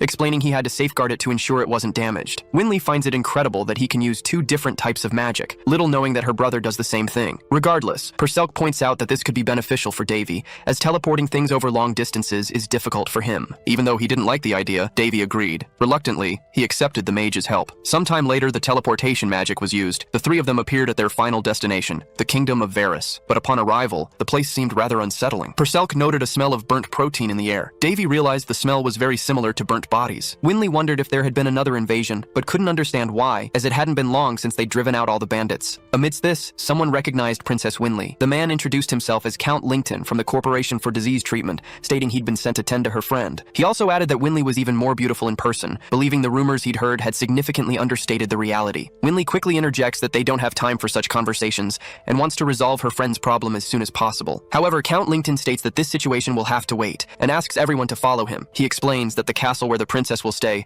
has already been isolated using an artifact from the Holy Kingdom, and he'll take them there right now. Once at the castle, the Count apologizes for moving the knights without permission, but explains that given the current situation, he had no choice. Winley reminds him that the lord of the territory is her brother, Boris, but if he's absent, authority passes to her. Count Lincoln acknowledges this and admits that doing something like this without asking is indeed horrible, but his position in the Corporation for Disease Treatment grants him such authority. Therefore, someone like Winley should be well aware of this. The Corporation for Disease Treatment is an organization approved by the continent's 3 emperors, holding the highest authority in public health matters, and, representing them, the Count declares that a terrible disease has gripped this territory. It's known within his organization as Demon's Blood. Once infected, a person starts developing blue marks on their body and begins coughing blood easily, which then spreads the contagion to those nearby. Despite this, Winley insists it's no time for such discussions, and asks Davey to accompany her immediately to Patna. Count Lincoln, who hadn't recognized Davey earlier, apologizes, claiming he had always been interested in meeting him. He also heard that Davey possesses a stigma and has a successful business involving moon plant leaves. He asserts that nothing happens by chance, and claims Davey is blessed to have all of this. At this point, Winley grows tired of the conversation. She states her friend needs her. The princess tries to summon her butler, but Count Lincoln informs her that all staff on the premises are in quarantine. Since the disease is highly contagious, he couldn't risk it spreading, so everyone who had contact with the patient is under surveillance. Contrary to what the princess might think, Count Lincoln asserts that he has the queen's direct authorization to carry out his duties in this territory. He further claims that in times like these, his authority supersedes that of the local lord, as this isn't the first time such a situation has occurred. Not only that, but he states this disease is incurable. Not even divine power will solve the problem. However, that's precisely why he and his team are here. He asks the princess to leave the rest to him, because he'll soon return with good news. A treatment room was set up on site. The protagonist went to check the situation and noticed many sick people. He realized this quarantine was more about preventing the worst than actually curing patients, though it was still a plausible way to handle things. Purcell said he'd never seen anything so horrific in his life, and the smell of the place was unbearable. Meanwhile, the protagonist looked for his sister's friend. It didn't take long to find patient number 1, and she was in a terrible state. Upon seeing her, Davey said it was all caused by a flower. As far as he remembered, it was called a tostas flower, a rare plant that grows in extreme environments and contains a lethal poison. Davey checked Patna's temperature and said her brain cells would fry if this continued. Her body was in a very unstable condition. Her skin was cold like a corpse, but her organs were extremely hot. He had suspected this might be the case, but seeing the patient now,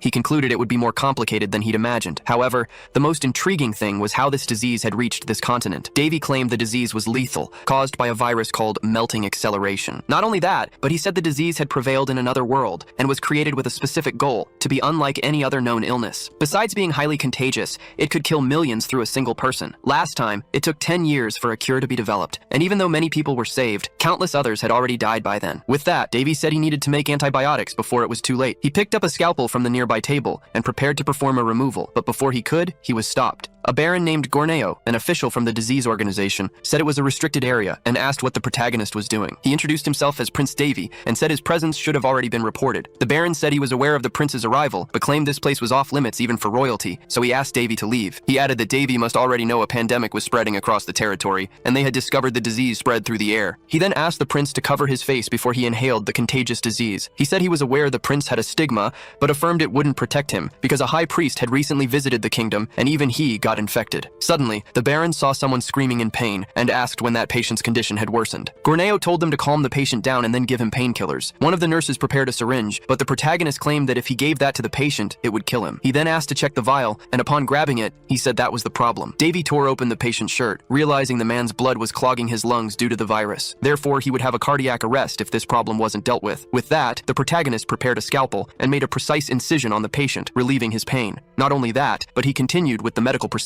leaving even the other nurses impressed. Davey was hyper-focused on the task until Gorneo interrupted him and asked why he had taken that person's life. He also said someone's life wasn't a toy, so he couldn't just do whatever he wanted. But then, the baron noticed something. One of the nurses said the patient's pulse had returned to normal. Gorneo was surprised by this information and realized the prince hadn't killed the man, but helped him. After being released, Davey asked to borrow something. He took one of the vials from the area and told the nurses they just needed to stop the bleeding and stitch the wound, but warned them not to use painkillers on patients with these symptoms, as it would kill them. With that, he said his work there was done. But before leaving, he addressed Baron Gorneo, saying that people blessed with the stigma were immune to diseases. Therefore, he couldn't be compared to someone like the High Priest. A while later, the protagonist returns to Winley, but he doesn't like seeing her alone with Ulysses. Anyway, he wants to know if she has any news about Baris, but Winley replies that the situation where her twin isn't looking good. Davey says the situation at the treatment center isn't much different, but he believes people are doing their best. Ulysses mentions he's gathered some information. He says that currently, 2 officials from the disease treatment center have been sent to Varys, Count Lington and Baron Gorneo. By the way, these titles are a thing of the past, as they are now officials of the disease treatment center. Ulysses also lays out the treatment center's hierarchy, revealing they have a president, 3 directors, and 15 officials. Below them are knights and doctors, but Davey notices that the 3 directors are actually the emperors. The president, meanwhile, is Valshaz, the Pope of the Holy Kingdom. And while external wounds are easy to treat, this world is quite vulnerable to diseases. However,